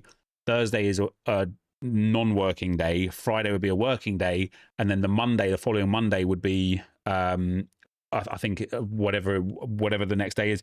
You could take like 3 annual leave days off over Christmas and get like 2 weeks off over the Christmas period, right? People would be way less inclined to do that if they just got the time off in the first place. Do you know what I mean? I save my last 6 days, so I get 2.5 weeks off for Christmas. Yeah, and that's exactly what I'm talking about. Yeah, and maybe you still would, even if you had 4-day work weeks, but that's because people want to enjoy a few weeks off at Christmas, don't they? But yeah, I think the 4-day work week and the 4-day school week would benefit everybody massively, apart from the government, obviously.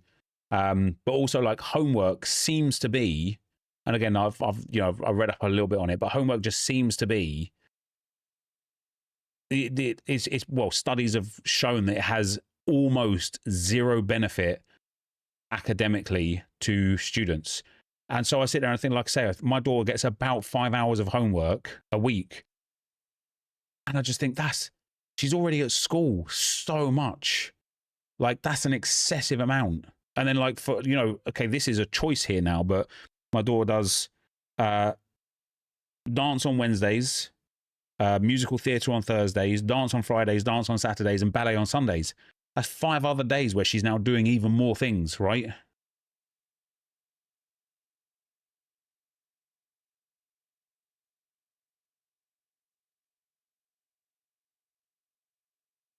Our annual leave on Xmas only works for people with kids. If you don't have kids, you can't take the leave and have to use it elsewhere. I would dare say that is probably against the law.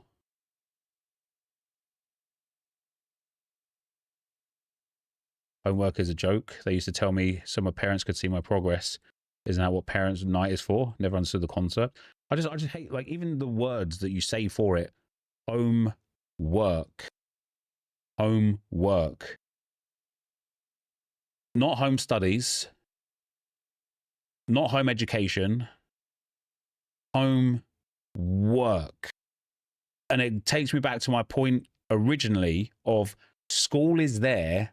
School's primary, even if it's not every teacher and every school, the government and school's primary objective is to create low income workers. That is what it's there for.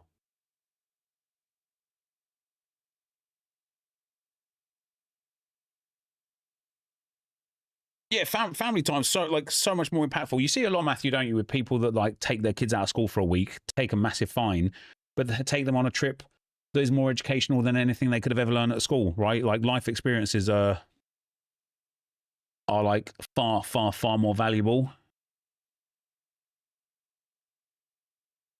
I had college off Monday and Tuesday off Wednesday and Thursday, and had the day Friday, then the weekend. It was much better than the 4.5 days now. When I went to college many years ago, my first year was really tough because I took a higher education maths class.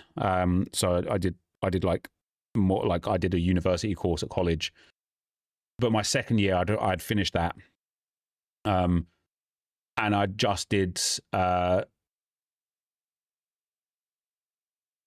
the fuck was it called? Like advanced technology and computer science. And I had like Mondays, I didn't go in until 1 and I finished at 3. Tuesdays, I had 1 class in the morning and then that was it. Wednesdays was a whole day. Fridays was a whole day. And Thursdays was like 1 class at like 10 o'clock for 2 hours. And then 1 class at 1 o'clock for 2 hours. So I even got like a massive lunch break during like that. And it was like, I looked forward to college. I loved college. I loved seeing my friends at college.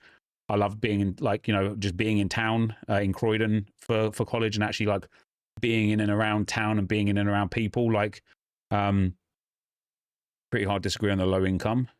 Not necessarily low income, but just like, you know what I'm trying to say, Josh? Like workers, just like workforce rather than low income. I didn't really know how to say it. Like, school is there to design like workers rather than leaders.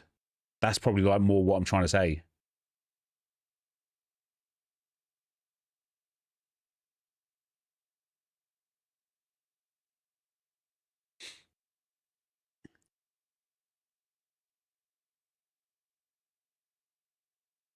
I think school serves 2 purposes: childcare and improving productivity of the working population.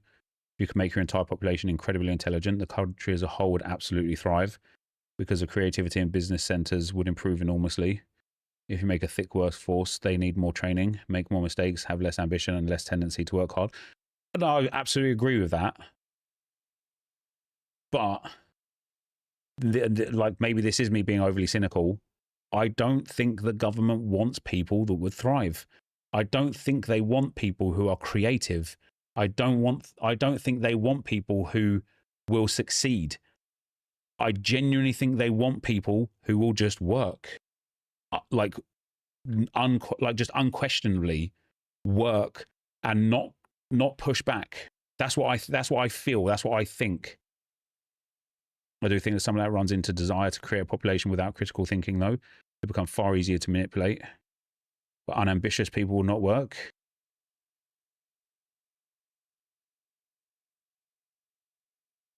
Yeah, but so again, I will use my own experience, right? I literally like grew up in an area below the poverty line where people didn't work and don't work and live on government income and live in tiny little shit boxes, like crime rate so high because they don't have jobs, like violence like really high, like they're factory workers at best, like education like rates are at all-time low. And again, maybe that's just like where I've grown up, so it's ingrained in me that that's the way things are, even if they're not necessarily everywhere or elsewhere. But yeah, from where I grew up, man, people were unambitious. People didn't work. If you got out of New Addington, you was like a fucking superstar, man. People just didn't leave the area because they all just stayed there in their tiny little 1, 2, or if you had a bigger family, 3-bedroom houses, even though, like, keep in mind, these houses were like minuscule, even 3-bedroom houses. Like, I can't explain to you how small my bedroom was. And I shared it with my brother, right? A double bed. Think of a single wide, single mattress double bed, right? If I sat up in my bed, my head is on the ceiling, even as a boy, right? So that's how like low the ceiling was. The width of the bed was also the width of the rest of the space in the room for 2 of us. And there was one little wardrobe at the end that went like hung over the stairs to give us room for clothes. That, like, we had one of the nicer houses because we had a 3-bedroom house because there was 4 children in the house. Like, people in New Addington, they just, that's what they still live there now. I still see people every now and then on my Facebook, like, they still live there. The same people in their same houses doing the same nothings. Then I'll run slightly against the school system, solely creating unquestioning workers.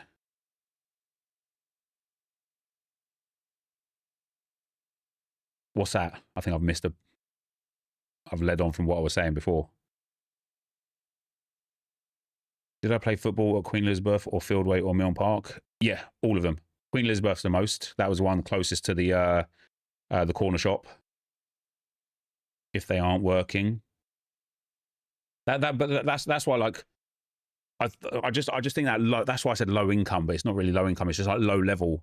I think like the schools are designed to keep people at the bottom,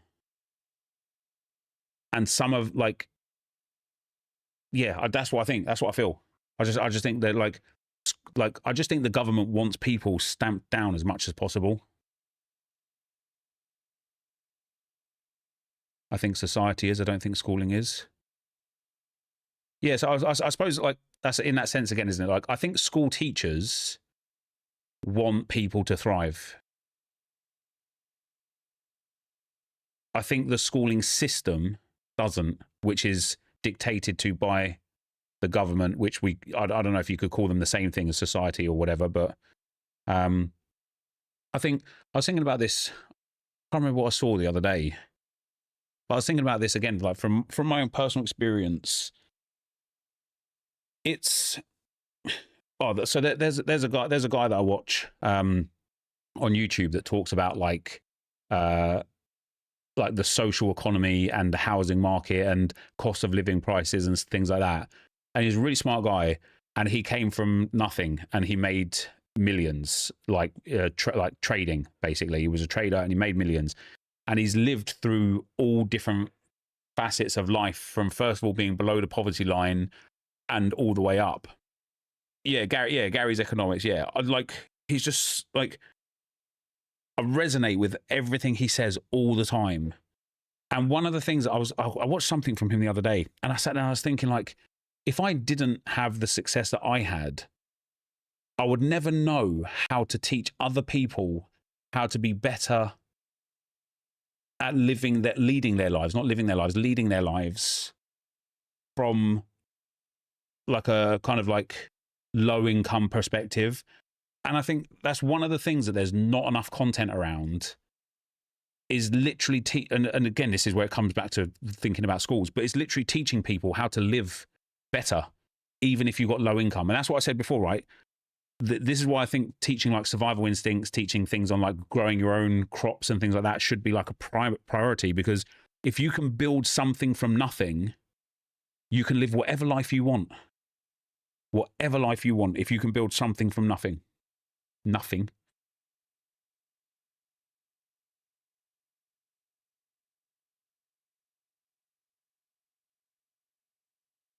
But yeah, Gary's economics is brilliant.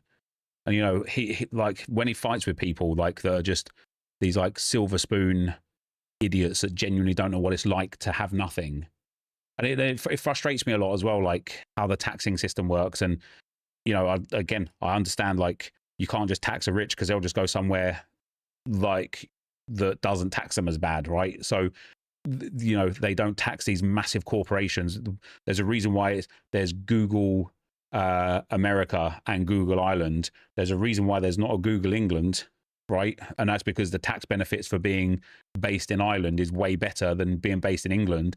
And all that does is just remove millions, maybe tens of millions, maybe hundreds of millions of pounds from the English economy because we dare tax them. And then all of that pressure gets put onto the middle class and working class, to the point now where the working class specifically can't fucking afford to literally can't afford to live. It is a phrase that pisses me off more than any that I've ever uttered out of my mouth. Cost of living. It's a disgusting thing to have to say, that there is a cost to live. There should be a cost of experience. There should be a cost of excelling. There should be a cost of luxury. There should be a cost of I don't know,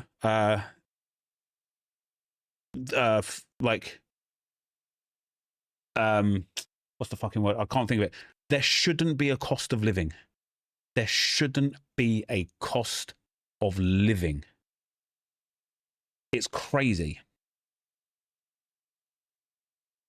Yeah, entertainment, like, that wasn't what I was thinking of. I was thinking more of like, I just can't think of the word, to be fair, but Google UL exists. What's Google UL? How would you pay for food, water, housing, etc.? Yeah. Like, I'm not saying I have like an answer for it.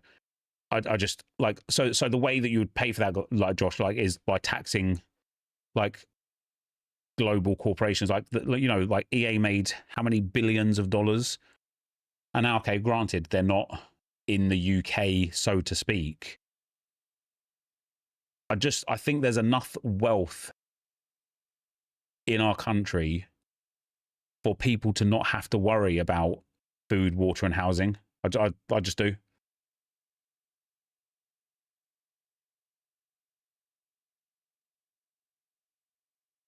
I think if we banded together as a country and pooled all of our money into the same pot to pay all of the utility bills, housing bills, and like necessary like NHS costs and things like that, I think there's more than enough, and some left over. I think we're into super late stage capitalism now.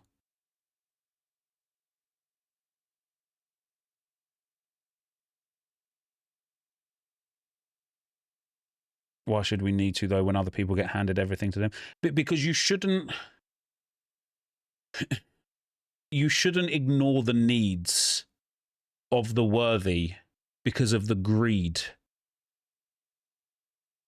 of the unworthy. Like, and I don't know what better way to say it, man. Like, I don't think you should say to the people that are actually desperate for some help, that are trying their very best, that because of circumstance they can't work or whatever. Like, I don't think you should say to that person, fuck you, bro, because some guy like scammed the system before. That's my point. I'd you know.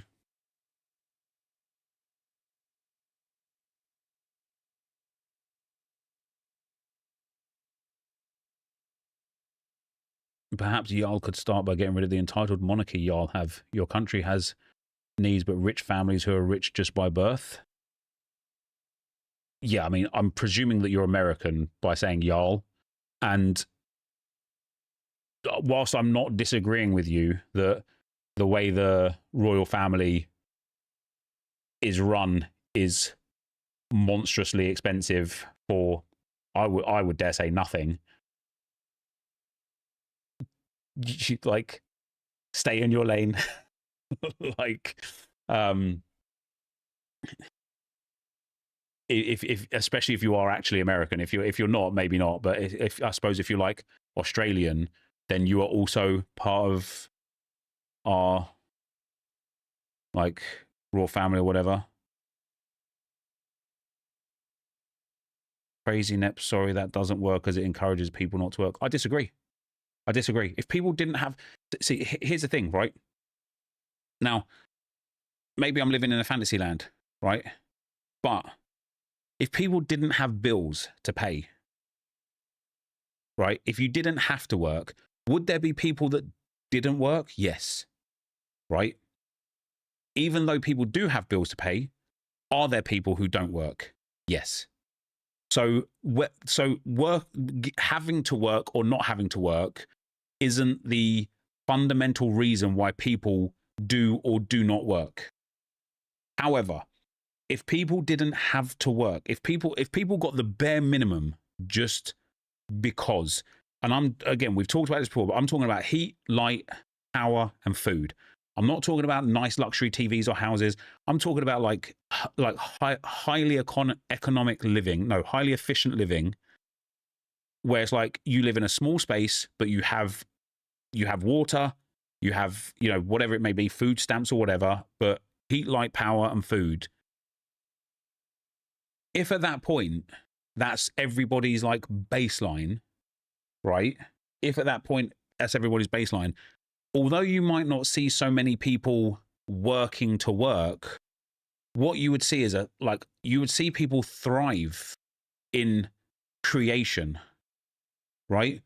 And what you would find is, and I know that you would find this from so many personal experiences I've had with people that are like this, if you give somebody the financial freedom at like the base level and they don't have to work, they will get so bored that they would want to work. Because what people don't recognize is by working, it's not just about earning money.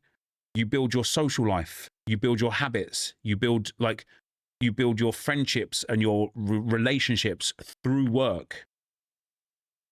And so would some people choose to not work if they were just given the bare minimum? Yes. Would most people still work? Yes, they would. But they would work on something they cared about. And I think that's so much more valuable, right? If you said to someone, either, like, if you said to someone, I'll pay your bills for the next 10 years, right? To like whatever the maximum limit is. Let's say I'll pay your bills up to like, I don't know, £10,000 for the next 10 years, right? What are you going to do in that 10 years? Do you think they'd be like, oh, I'll probably just lounge around for 10 years, mate, until it disappears, and then I'll go back to Tesco's?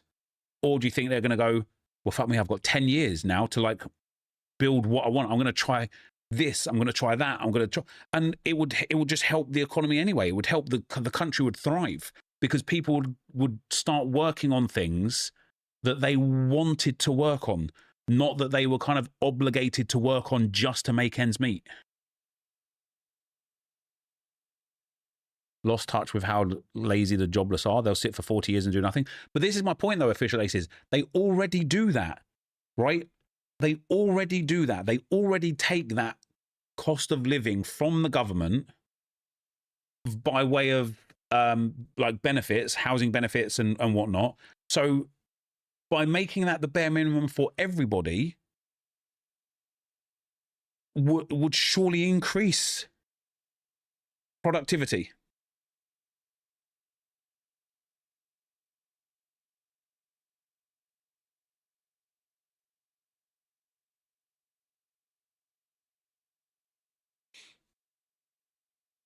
Imagine how many new streamers and podcasts would spring up. Yeah, maybe. But they wouldn't know, would they, Mr. Dean Face? Because the people that wanted to stream and create podcasts would need the funding to buy the computers, to get the internet, to, you know what I mean? Like, to get their setup. Like, it wouldn't just be like, at that point, you'd think, at that point, and this is where my point lies, actually. Let's say somebody did say to you, right, you've got 10 years, I'll pay your bills for 10 years. What are you going to do? If you wanted to try being a streamer, you'd say, okay, my first objective would be trying to be a streamer. I would want to become a streamer. I'd spend a year trying to be a streamer. Okay, how are you going to get the money to buy your computer, your monitors, get your internet and things? I suppose the internet would come under like the utilities bill, so not that, but my computer, pay for the games and stuff. Guess what? You'd need to go and get a job, right? So then you'd be like, okay, what I'm going to do is I'm going to go and work like a short stint somewhere. Like what that might be like, you know, like your sort of like fast food workers or your Tesco's or something like that. But you go and get a 3-month job, or even you might be like, okay, I'll go and work part-time somewhere. I'll go and work part-time. I'll go and work 16 to 20 hours a week to make money to buy the luxuries that I want to be able to give my dream career a try, right? And then once you've got your computer set up, you might try that. What a lot of people find, and you see it all over the place, is you'll try being a streamer, and after 6 months, you'll be like, this isn't for me. I thought it was what I wanted. It's really not. I'm going to do something else. And then you get to try something else without the crap of, well, I've put myself down this rabbit hole now. I have to see it through.